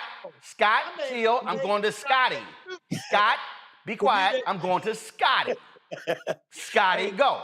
Hey, appreciate it. There is really no difference. This is the thing for me, right? Is that SWAC used to be under the whole Russell deal, right? And now each school is allowed to independently do their own uniforms. So that's okay. So you can make independent deals when it's okay here and there. My thing is, and going back to a point you made earlier, you have to have leverage, right? When you don't have any leverage to ESPN and you're not having anybody else bid for your stuff, you're going to take what you can get. So if you don't have a channel of your own, and I've been preaching this since day one, since I came and I started covering the SWAC, if you don't have something of your own to say, hey, that sounds nice, but we can do bad all by ourselves, then you're just going to take whatever the deal comes to you. So when you have schools like FAMU and Grambling looking to get more out of their brand, because their brand is hot right now, you have Hugh Jackson there, you have Willie Simmons killing it at FAMU, you have Dion down at Jackson State. These brands and schools are hot now, so they want to capitalize on every opportunity. They do not want to get locked in to a 10-year deal. I have a business advisor, his name is Mr. Campbell. He goes to FAMU. He says it doesn't make sense to sign any deal over 5 years because technology changes too fast. So why would you lock yourself into something so long, 5 years, 6 years, 7 years, and you can't come back to the table and ask for more? So for me, if you're going to allow teams and schools to do independent deals with shoes and Adidas and uniforms and marketing and all this stuff, why does the commissioner have the full autonomy when it comes to media? And in my personal opinion, you want your name in the papers. That's what you want. You want your name in the papers. You want to say, I made this deal, I did this deal. But in the end of the day, everybody wins if FAM and Graham and Jackson State can go out and do their own thing and come back and give money back to the conference. All right, so I'm just going to play a little bit of this here. And I don't know why Instagram doesn't allow you actually to now blow up your full video. I'm going to play this before I go to Monique. So here's a video of Coach Deion Sanders going to visit Mississippi Valley State, a public university. Play this. Dancing of Mississippi Valley State that I was going to pull up, and guess what I did? Pulled up, surprised my dog. Yeah, met his whole entire staff. I got to kick it with him, talk to him, showed me his training room, showed me the equipment room, showed me all kind of rooms, and then we went out to that place I was injured, I was in the hospital, I wasn't able to make it to this game, but it was a tough game, it was a great game, and he talked to me about some of the trials and the tribulations that they have at Mississippi Valley State, amongst others. And I asked him, where's the practice field? You showed me the game field, where's the practice field at? I said, shouldn't it be like right there? He said, no, we have tennis courts there, but I'm gonna take you there. I said, what do you mean take me there? It's about a mile away from our complex. So I'm like, is this Children of the Corn or the practice field? Hold on, go back to that. You got to be kidding me. Hold on, you mean to tell me, stop the darn thing. This is the practice field? All right, we got to do something about that. Also, he took me and showed me around the campus, which was a wonderful, beautiful campus. Then he showed me the locker room that so Monique, we were he sat in. there and talked about this. First of all, this is a state school. So the alumni at Mississippi Valley State should be putting pressure on the state to improve their facilities. That's first. Deion said, hey, we're going to sit here. He's trying to get folks to come out, and give money, raise money, which I absolutely support. But you have that as well. This is what I'm talking about here. What I'm talking about is all this back and forth. Our schools should be in a much better position when it comes to monetizing the content. And Monique, I'm literally talking to people at these schools who don't even know what's in the contracts. Literally. And I'm like, well, I see why you ain't getting no money. Because you don't even know what's in the deals. But I thought you said you didn't know what was in the deal. No. That was the ESPN deal. What I'm talking about is, here's a perfect example. Go to my iPad. This is a company that's called CLC. They handle the licensing deals for significant number of universities. I'm talking major schools. So here's a list of their clients. And I'm talking about, like, you just type it in. My understanding, they've got about 20 or 30 HBCUs. So these HBCUs actually pay these folks to actually go out and handle it. So you see, I can type in Florida A&M, and so I can search for them. I can search for others as well. They handle all their licensing. These schools are paying. So when Urban Edge Networks did the deal for the car, where they wrapped that NASCAR car with Florida A&M's likeness, the deal wasn't done with Florida A&M. The deal was done with COC.com. But if you look at the stories that are done about the athletic director being forced out, it's, the university says he was signing deals without their knowledge, and they were unaware of this car being wrapped because they didn't have to talk to you. COC handles that stuff. So did bruh lose his job? Why did brother actually lose his job when the deal is actually with COC? That's what I'm talking. I'm like, literally, that was some of the stories. And I'm like, wait a minute. He don't handle licensing. This entity that the university signed to do, and it's the craziest thing in the world. Right, but maybe I wasn't tracking. Or were you taking issue with the HBCU Go TV deal? No. What I'm saying, first of all, what I'm asking is, how much is the HBCU Go deal? How much does each university we don't know get? What the deal is worth. No, hold up. Hold up. I'm gonna finish it. How much does each university get out of the deal? And why is the SWAC commissioner saying schools cannot go cut their own deals when they currently are?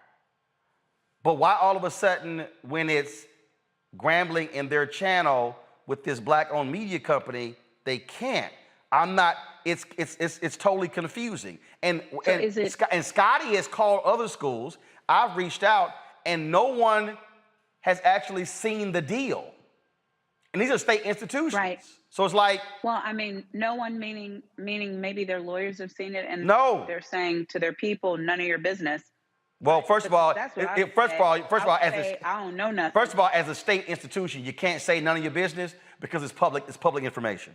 I'm saying as a lawyer, I'd be telling them the deal's not unwrapped because it's effective fall 22 season, right? Scotty, correct me if I'm wrong, the SWAC announced the deal, correct? With the HBCU. But it's effective fall 22 to 23 season. Yeah, no, but they've announced the deal, which means when you announce it, you signed it. Go ahead, Scotty. So that's a little catchy because it was a press release. I'm coming back to you, Monique. Just hold on. Scotty, go ahead. There's a press release for HBCU Go, but there's nothing confirmed that they have gone with the deal. But what they have signed is a previous ESPN deal, and that deal, most people at institutions have not read the ESPN contract that they currently have with the SWAC. That's the problem that I have. Nor have the numbers came out, Miss Monique, nor have they read or understand the terms of the money being divvied through the contract. That's fine. Okay, that's fine. But we're dealing in a few different issues. As of March, whatever that date was, when I tried to do my homework to know what I'm talking about the SWAC, the commissioner was on the press release that announced and confirmed the deal. The deal is effective fall 22-23 season. Because we haven't seen the deal, what we don't know is whether it is now the case for the 12 members that they have agreed to exclusivity and they don't have any other rights with respect to any other deals. Now, what I was asking Roland, because to me this is relevant, is if we have a problem with this Black people and Black people deal in which they get more exposure together than they would on their own, because I just believe even if I had 1,000 followers of my own, I have on some platforms a lot more than that. But if I had an opportunity to partner with an upstanding Black business like Black Star Network that has more followers than I do, I'm thinking Roland wouldn't say, no, we don't want your business. Start your own, because you can have your own and you can go with your 1,000 followers and you can make your own money. It might be that me and Scott and Robert and whoever else, we'll pull in Tiffany, Avis, however many people, and we'll collectively have, I don't know, 100,000, 200,000, maybe 1 million people, and we would partner with a network. And so I'm just trying to find out why that's wrong. No. What we really want is the details of the deal to ensure that as Monique comes in the deal, I'm getting my fair share because I receive government funds and therefore I have to show everybody my underwear. No. It's because I get Monique. No. Here's what we're trying to understand. We're trying to understand. How does ESPN supposedly have exclusivity, but then you've done a deal with HBCU Go, but then you say, but Urban Edge Networks can't do a deal when literally your own rules don't preclude member institutions from having their own channels. The second thing is, how does the SWAC control all of a university's content and all of their sports? I'm going and I'm making the comparison, Scotty, to again, the Texas Longhorns. The television deal for their football games was with the Big 12. The Big 12 didn't even show all of their games. One of their games, which an irrelevant game, was placed on the Longhorn Network, but they put basketball games and others. So the thing here that we're also asking is, again, what does the schools, what rights do they have, and how are they conflicting with the conference? But the conference is claiming, and you showed it, the conference says we control all athletic games when that's actually not the case. Scotty, go ahead. My thing is, how can you make a contract with exclusivity with all 12 schools when another school is in another contract? That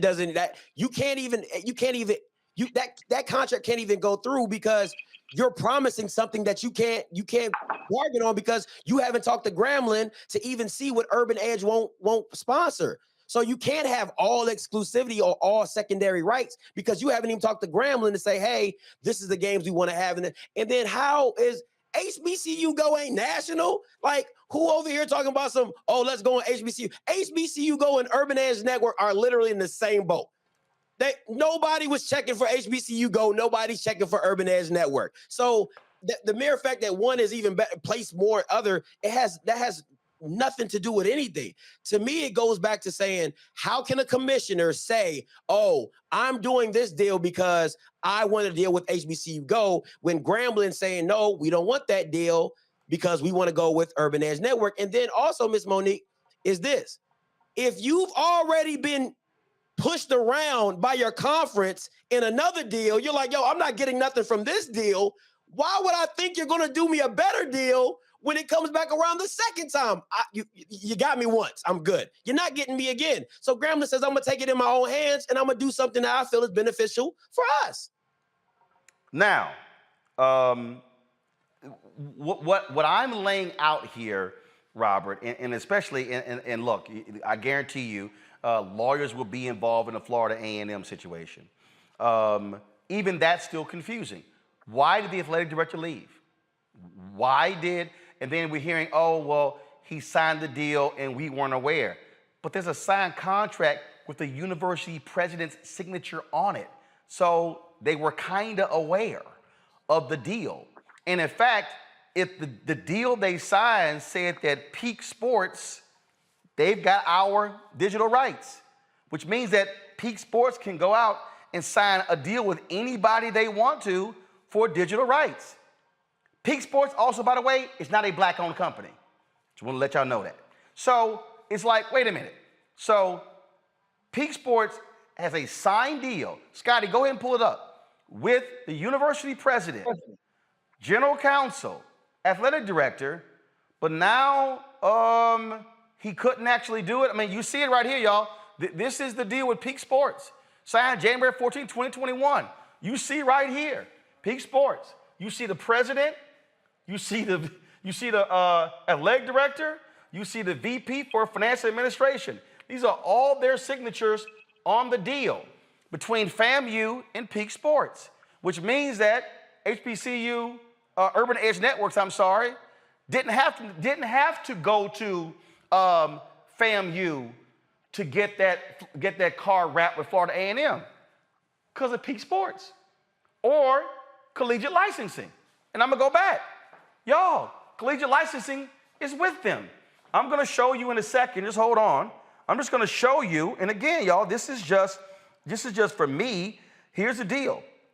This is what went national, right here. You see right here, this, I'm pulling up, let me see, I'm trying to close this. I don't want this ad to show. So you can actually see the car, okay? But give me 1 second, I'm gonna pull up another site. So this here is the car, the Florida A&M wrapped car, okay? That's it right there. That was the car that all of a sudden caused this thing to blow up, and folks were like, oh my God, Florida A&M were claiming they weren't aware of this car. Well, they didn't have to talk to y'all because they literally could go to collegiate licensing, who, Robert, they've already given the rights to negotiate deals like this. So, Roland, I got two points I want to make. One, kind of cycling back to Monique's point, I think it's a good idea. You should give each of us a show on the network where we can do our own thing. Monique has a big following. Scott got a following. Since we're pulling down millions and whatnot, I feel like we should get cut in. I noticed you didn't bring up the expenses, but go ahead. Hey, look, we'll get to the expenses. I noticed y'all don't want to talk about the expenses. I love when Negroes want to discuss revenue, but they never want to discuss expenses. Look, this is no additional. Remember, Roland, go to my YouTube page right now. You can pull up 1,300 videos. We got this. We're going to negotiate thereafter. Hold up, how many subscribers you got? I think like 2,100. So. But hold up, right there is what. So your ass got damn near as many videos as subscribers. Look, I know. Look, the people love me. We've been. No, the people don't love you if you got damn near as many subscribers as videos. I get this voice to the people. More people need me. They need more of me. They need more of this every day, all day, all up in there. And how you, Monique, and Scott are talking is how Negroes have the average of one employee because they ain't got proper revenue. But go ahead.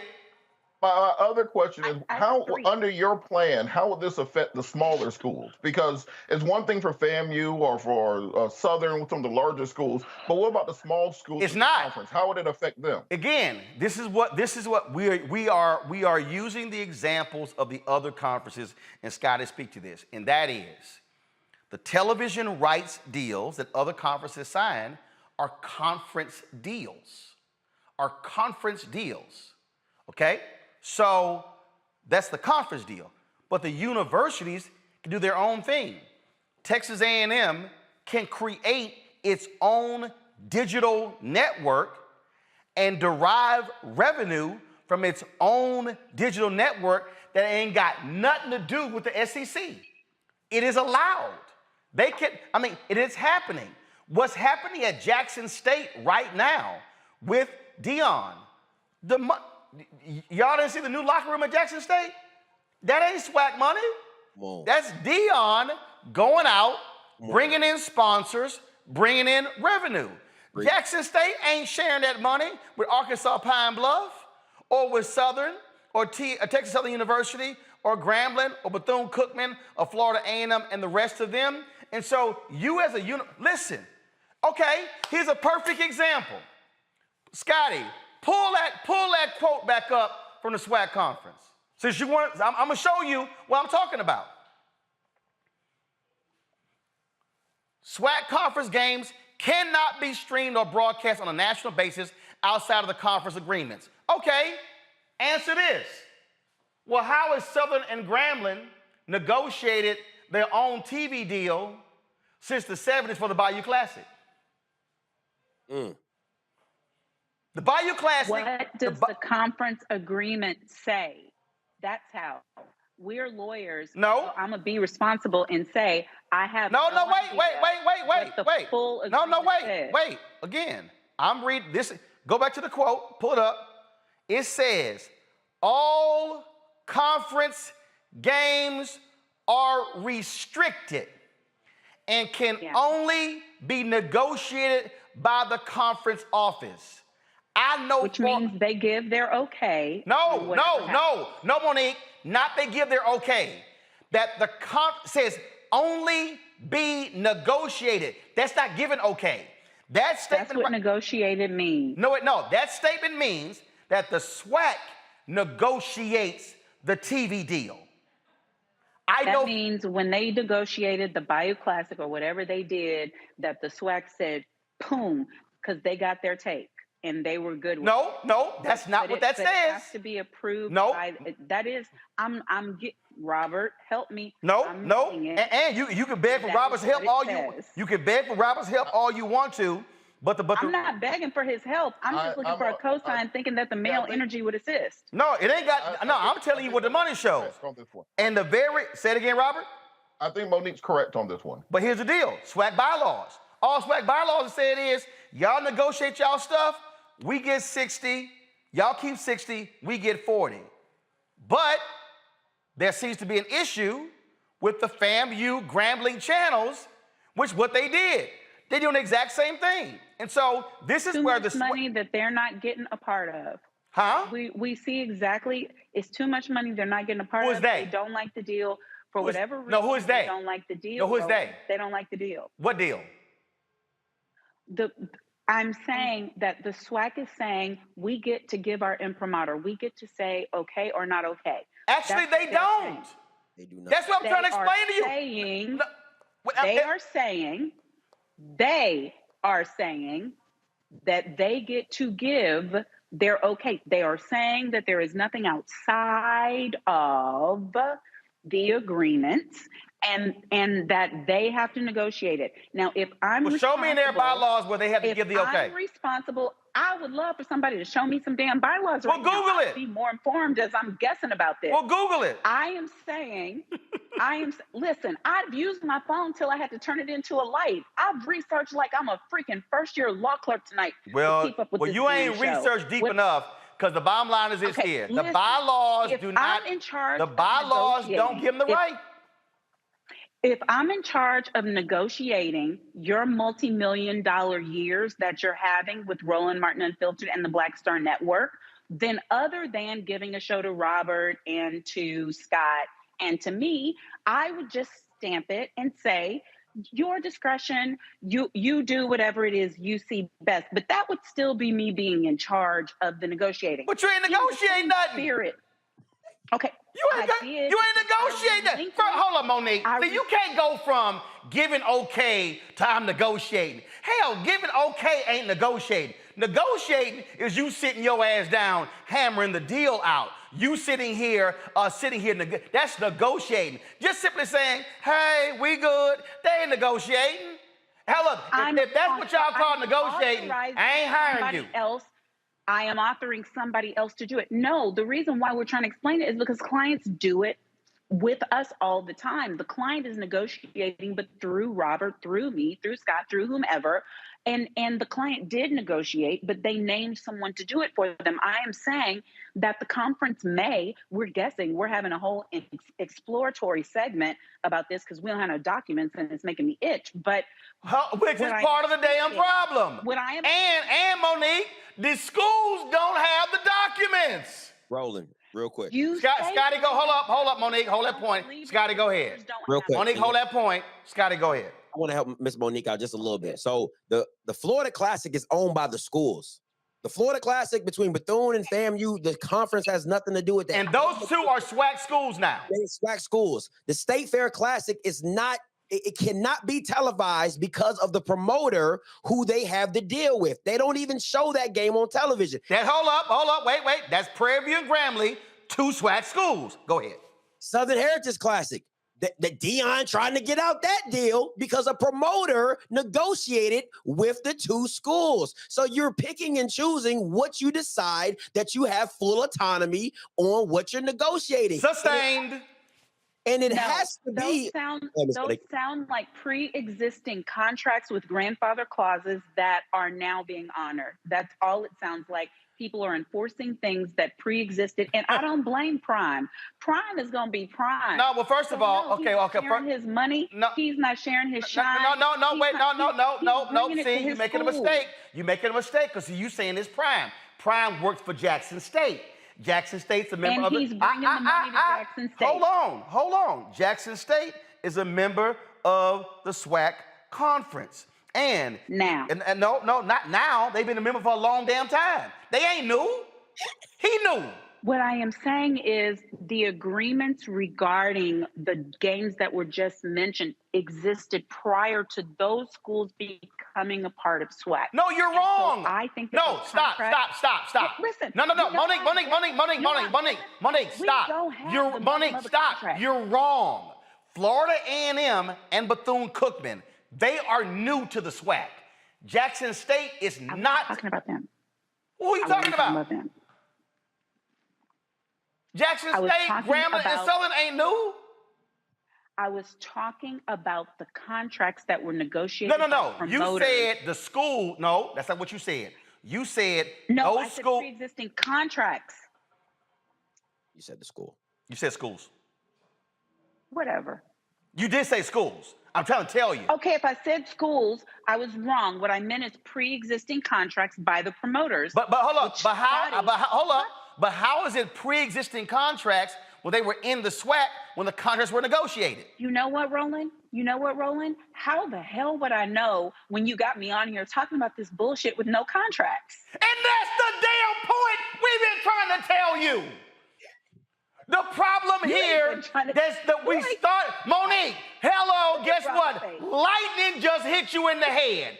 We started. And I asked for documents for an hour now. Monique, we started the whole conversation off at the biggest problem here is you do not have enough transparency. Schools are in the dark. They don't know what's going on. You don't have the clarity. So you say, y'all good, but y'all not. Y'all good, but y'all not. Y'all good, but y'all not. And all we're saying is you might want to shed some light on this so there's clarity. Scotty, you get the last word. Listen, Miss Monique, you can do a FOIA request for me. I've been trying to do some FOIA requests all week long.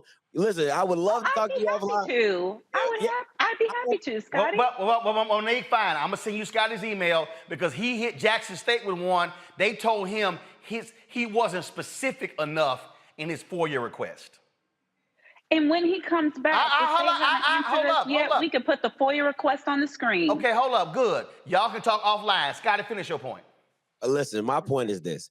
The SWAC, and it's something that Mr. Martin said on my platform, you already have a foundation. You already have a base. You've been doing this for so long. These schools have been established for hundreds of years. So you have a natural base. You should been priming your base to get ready to do our own thing. Why? Because when ESPN comes to you or Fox comes to you, you can say, listen, man, we doing this. So if you're not giving us this, if you're not giving us that, kick rocks. But when you don't have anything of your own, you're susceptible to anything. And then once you're used to scarcity, you're going to take anything that looks like it's a lifeline to get you out of with the hole that you're in. But now that schools are seeing that, hey, this media, this advertising, Black-owned media is powerful, as they call white guilt dollars. You know what I'm saying? We're possible to get these funds. Now schools are taking it in their own hands to start making their own deals because they don't trust the SWAC to do what's in their best interest. So we'll see going forward. Bottom line is this here, and I started this off this way. I'm going to close it out this way as well. Y'all, I keep telling y'all, this is about the money. It's about the money. And what I have been saying, we love to talk. What did Dr. King say April 3rd, 1968? Black people individually are poor. Collectively, we're wealthy. And what I am saying, and I do believe this, I believe that we sell ourselves short.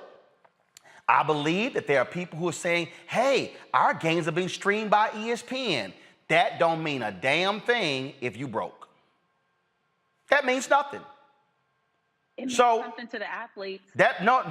Guess what? And guess what? That don't mean nothing. But Monique, that don't mean jack to the athletes if ain't nobody watching. So if you listen, Monique, your game ain't on ESPN 1 or 2 or Classic. It's on the ESPN streaming service.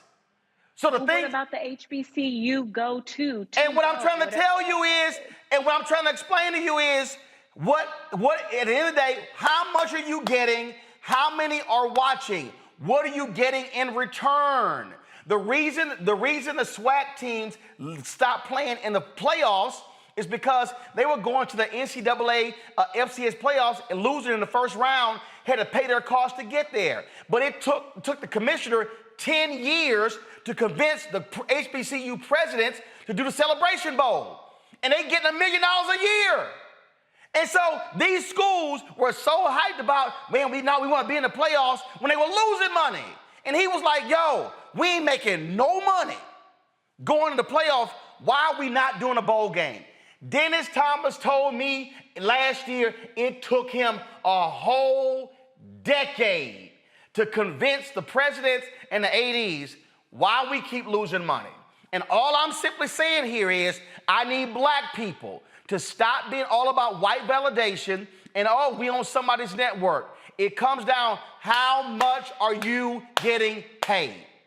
And if HBCU Go or Urban Edge Networks gonna offer you more money than ESPN paying you, damn being on ESPN. Because I showed you the Mississippi Valley State program. I showed you Grambling Stadium is jacked up. I can show you all these HBCUs. If you have been broke for decades, why do you want to be broke for the next decade?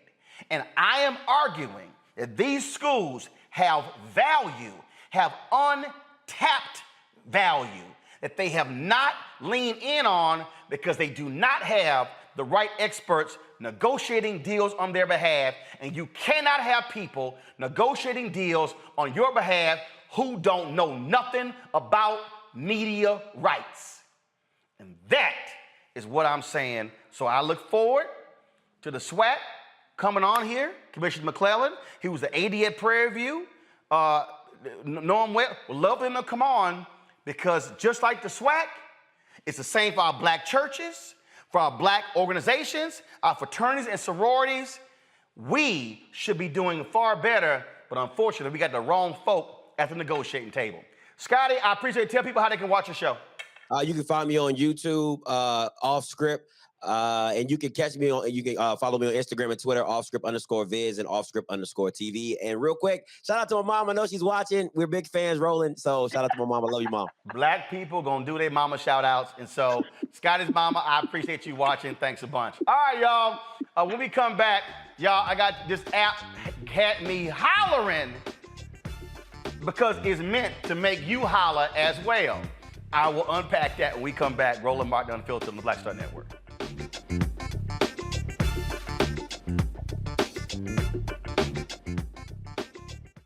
When I first moved to LA, me and Joe lived together, right? And that was a big blessing because I didn't have to worry about paying rent. You know, out here struggling, doing my thing, and that was a big, big help. And then when I moved out, I think that's when I saw the division because I think Joe felt like I didn't need him anymore. And it wasn't that. It was like, I'm a grown-ass man. Two grown-ass men. But actually, that's Well, that is true. You don't need them anymore. Right. When you grow up, first of all, when you grow up, it's like, hey, you help, and this time you get your ass out the house and go do your own thing. Right. He didn't want me to move out, but I'm like, you know what? At the time when I moved out, I mean, what? Were you paying a light bill? I wasn't paying anything, and I said, you know what? I need this responsibility. It's gonna make me work harder in my career if I know I got rent to pay, I got bills to pay. I was paying a cell phone bill, that was it. Right. No, but Joe was treating me like a little butler, because I'm telling you, I was like Benson. I'm telling you, man. Please fetch me some water. He was using Jedi mind tricks. Yo, man, you still make them good grilled cheese sandwiches you made when you were little? No, you don't. Next thing I'm at the stove, flipped it, and then it dawned on me, he just tricked me again, got me again.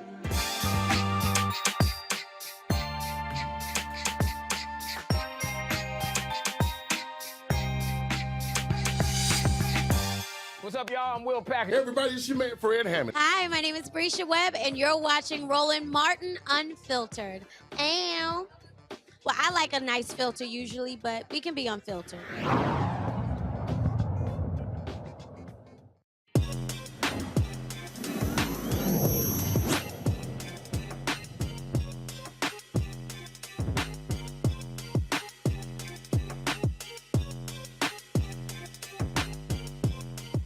All right, y'all, so I was sitting there perusing on the internet, and I came across this app, and I was like, ain't no way in hell somebody not black created this app. Play it, y'all.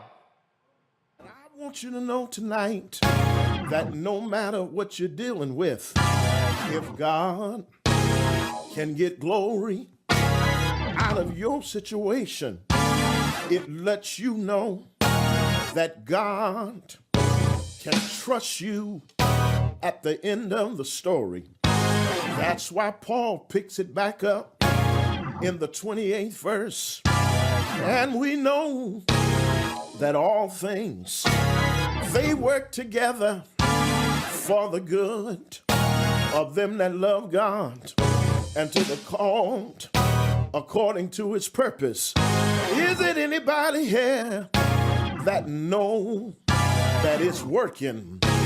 Yes, I know it's working for my good.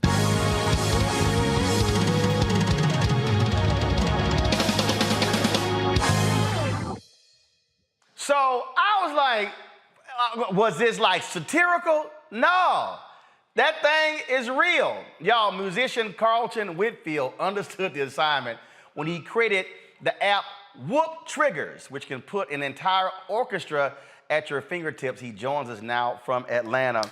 And so, first of all, YouTube people, y'all tripping. We should be at 1,000 likes by now, so hit the doggone button, stop tripping, before I have to cuss y'all out in the church segment. So Carlton, first of all, how did you come to this point?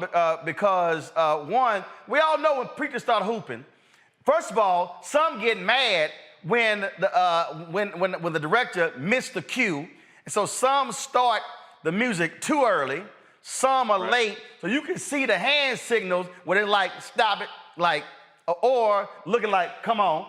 This here, you control the whole thing yourself. Right. Yes, sir. Yes, sir. You know, honestly, this whole idea came from me when I used to play for my dad's church ever since I was like 5 years old.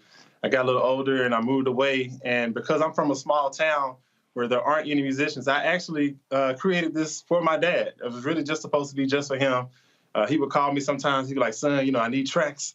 You know, I would send him tracks, or I need this kind of song for this week, and I send him a song. But one day he was like, son, what do I do when I'm preaching? I don't have anything, you know, for when I'm preaching. You know, I like to be backed up while I'm preaching. And so I just went to work and I came up with this app for him. This is actually something that was in my mind when I was 17 years old a while ago. And I just never thought it would actually, you know, I would actually think of it again and like, man, that would actually work for him.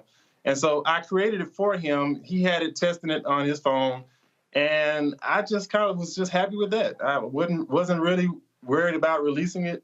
I was actually scared to release it to the world. And it actually sat in my back end on the App Store for 6 months before I even considered putting it out. So yeah, I'm just a musician, and I just put what I know my dad would like into the app. And so that's where it came from. Now, I'm on the App Store right now. Go to my iPad. So I see Whoop Triggerz and I see Whoop Triggerz Plus.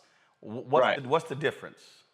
Right. Well, first off, we call it hoop triggers. I know it looks like. I'm sorry. Well, yeah, because hoop. I mean, I'm looking at HOOP. But go ahead.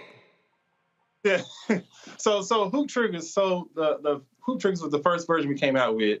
It's a one-time purchase, right? And so you get things like backing up the preacher. You get some music for altar call and some shout music, stuff like that. But with Hoop Triggerz Plus, you will get like more.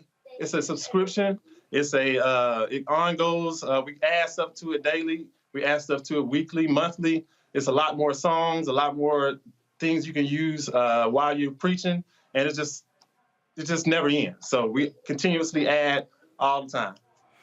Somebody in the chat room said this is needed, especially when the choir come in on the wrong key.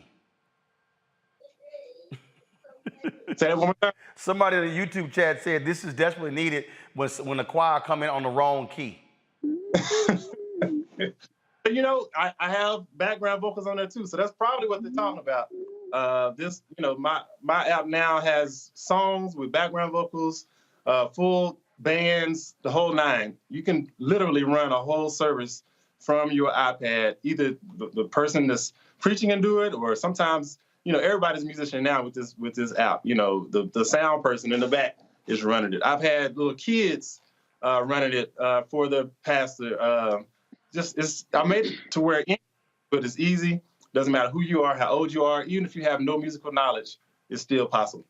Well, that is great, especially like you said, if you're a small church, you don't have all of that. I mean, this makes you real big, and we're now living. Of course, we're still dealing with COVID. A lot of people are still virtual, and so hey, you good?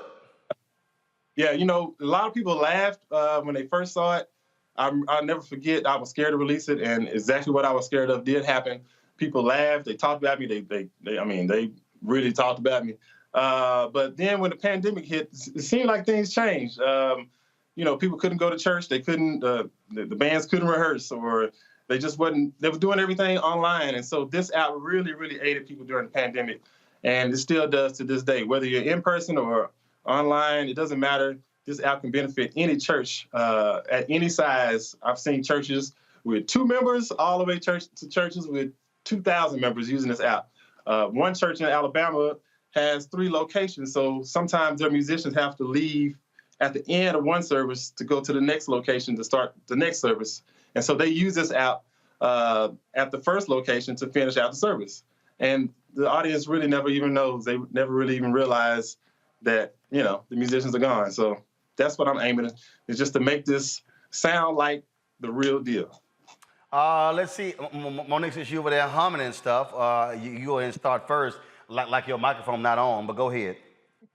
Oh, I apologize. Yes, hallelujah. I just want to say thank you, because it doesn't just help to simulate a real church setting on Sundays. I downloaded years ago. And when there were preachers, young preachers like me who didn't have they hoop straight yet, I'm young preachers like me. I'm the preachers. And the track helped many of us going into empty churches with your music playing to prepare for a Sunday or for a conference or for something like that. So I want you to understand that the Spirit of God is in the work that you do. And I don't care how many people laugh while you're doing it, because anything that aids in the delivery of the good news so that people can be set free, then you're doing the work of God, and God's going to bless the work that you do. And that's why you're on this distinguished platform tonight. And I don't have anything but more glory to add to your story. Thank you for your work, and may you continue and go further and further and further along your path. Wow. I appreciate that so much. That means so much to hear you say that. Y'all excuse my son. He's in the background. I'm here with my kids, so it's all right. Somebody, yeah. It's all good. Robert? We love the kids. So we all know the internet ruins everything, basically. Is there anything that will stop people from, taking this and using it for their OnlyFans page, using it for less than holy purposes, or is it just whoever wants to just downloads it and just free for all. Just go to town on it. Long as they pay that $59.99. But Carlton, go ahead. Why would you want to keep them from it? Yeah, I'm just saying, people be putting feet videos up and you got somebody whooping in the back. Robert, you know damn well you're going to download this app and put it to one of your gun videos. That's a good-ass idea. Stop fronting. And those chord alliances, those chord arrangements have oil on them. I've seen way too many people play like they're shouting and play like they're playing the organ and play like they're hooping and get the Holy Ghost. So I would love it. Robert, yes, put it with your guns. May the anointed dancer do it for the pole. Take these tracks everywhere, y'all. Let's see what happens. Just saying. Carlton, go ahead. No, I mean, you're right. I've seen people playing and they catch it. I've seen it all. I see more videos than probably anybody because people tag me in all of them, right? And so I've seen people ordering Starbucks with the app. I've seen people ordering Popeye's chicken with the app. I can't control what people do with it, but I can say that the people who need it, the people who are using it, it's benefiting them, and that's really what matters to me. We can't control, what they do with your app. Like I said, pay that $59.99, we good. Again, look. First of all, here's the deal. Folk gonna laugh. I had people telling me we were gonna fail. Folk telling me you don't know what you're doing, and all I did was I laughed at them, and I said, I ain't doing it for you. Just watch what goes down. And so that's why I'm worried about it. And again, so like I say, when I saw it, I was sitting here. And I was like, hold up, this actually is a real app. And again, as I started going through it, as I started going through the app, taking a look at it, folks, you can actually see when you go through it, you see all the different ratings and stuff along those lines. And again, when you now realize, again, how our game has changed. I spent a lot of time during COVID helping a lot of preachers deal with their live streaming. They had no idea about a lot of this stuff. I'm talking about I was doing sessions. Folk were calling me personally because they were out to lunch on this whole deal. And the reality is, if you're trying to actually be bigger than you are, take advantage of technology. Now, I'm sure there's a preacher sitting here saying, man, look, I can't sit here and work my iPad at the same time when I'm preaching. Fine, let somebody sit over there, and then when it's that right time, control it all. And so, so other than the part we heard when it comes to hooping, so what else is on the app that's bigger and broader? What else? What other features do you have? Okay, so yeah. Shout music. So people always used to ask me, what happens if they start shouting, right? So we have different shout musics on there that people can use, and it's not just like you just play a track and it's just over. This is you can actually control the intensity of the music. You can change the sections. You can go back to different sections. It doesn't end until you end it, and so it makes it feel like it's an actual musician playing. Also, a lot of people ask me, well, how do I know what key the preacher is preaching in? Like, how do I even know? If I don't know anything about music, this app can actually detect the key that the preacher is in for you. And so there's a key detection feature on this app just for that. You can also play behind a singer with this app. And I'm not saying push play and it just starts playing. Like, if you ever think of a song that has no tempo, it's just a piano player playing behind them, you can actually do that with this app too. Songs like Amazing Grace and stuff like that. Praise and worship, we have benediction songs. It doesn't matter. I just covered a whole spectrum of the service from start to finish. No matter what, we have something on there. And if it's not on there right now, it'll probably be there next week. All right then. Y'all, it's Hoop Triggerz there. So you got Hoop Triggerz Plus. Y'all check it out. This is precisely why we created our Tech Talk segment to feature brothers and sisters who are in technology, creating their own apps to help folks out. Here the social media. CW is Facebook, Hoop Triggerz on Twitter, CDUBWRLD on Instagram, hooptriggerz.com is the website. Carter, we appreciate it, man. Thanks a lot. Thank you so much for having me. I really, really appreciate it. And I do not take this for granted. All right then. And so I might have to sit here and download the app. So when I do one of my deconstructions, when I'm cracking on these lawyers on the show, I can go ahead and hit the button while I'm talking. I appreciate it, man. Thanks a lot. All right, thank you so much. All right, folks. Sad news out of Memphis, folks. One of the iconic voices of Memphis radio, Bobby O.J., has passed away. The Tennessee Radio Hall of Fame and WDIA DJ and program director was 68 years old. In a career that spanned over more than 5 decades, he interviewed top black celebrities from James Brown to Kevin Hart. WDIA's parent company, iHeartRadio, announced the news of his passing Tuesday afternoon. O.J. had been on the air this morning hosting his morning show and passed away shortly after he finished his stint, his morning show. Bobby O.J. is now an ancestor at the age of 68. Monique, Robert, Scott had to leave earlier, folks. Thanks a bunch. No, Scott didn't jump off, y'all, because this conversation was too hot. He had to bounce, and so I appreciate it. Thank you so very much. Yeah, he did. I'm like, it's all good. It's all good.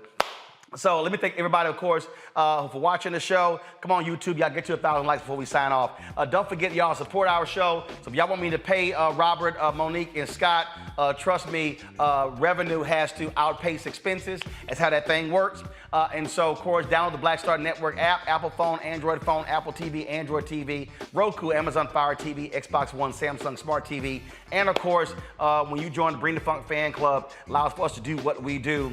And y'all now see why I'm pushing hard to get these black-owned media advertising dollars, because this is precisely why we ain't broke, or we don't, because we can't build and can't pay folks more, because frankly, we ain't getting advertising dollars. I try to tell y'all this. P.O. Box for checking money orders. P.O. Box 57196, Washington, D.C. 20037-0196. Cash App is $RM Unfiltered. PayPal is R Martin Unfiltered. Venmo is RM Unfiltered.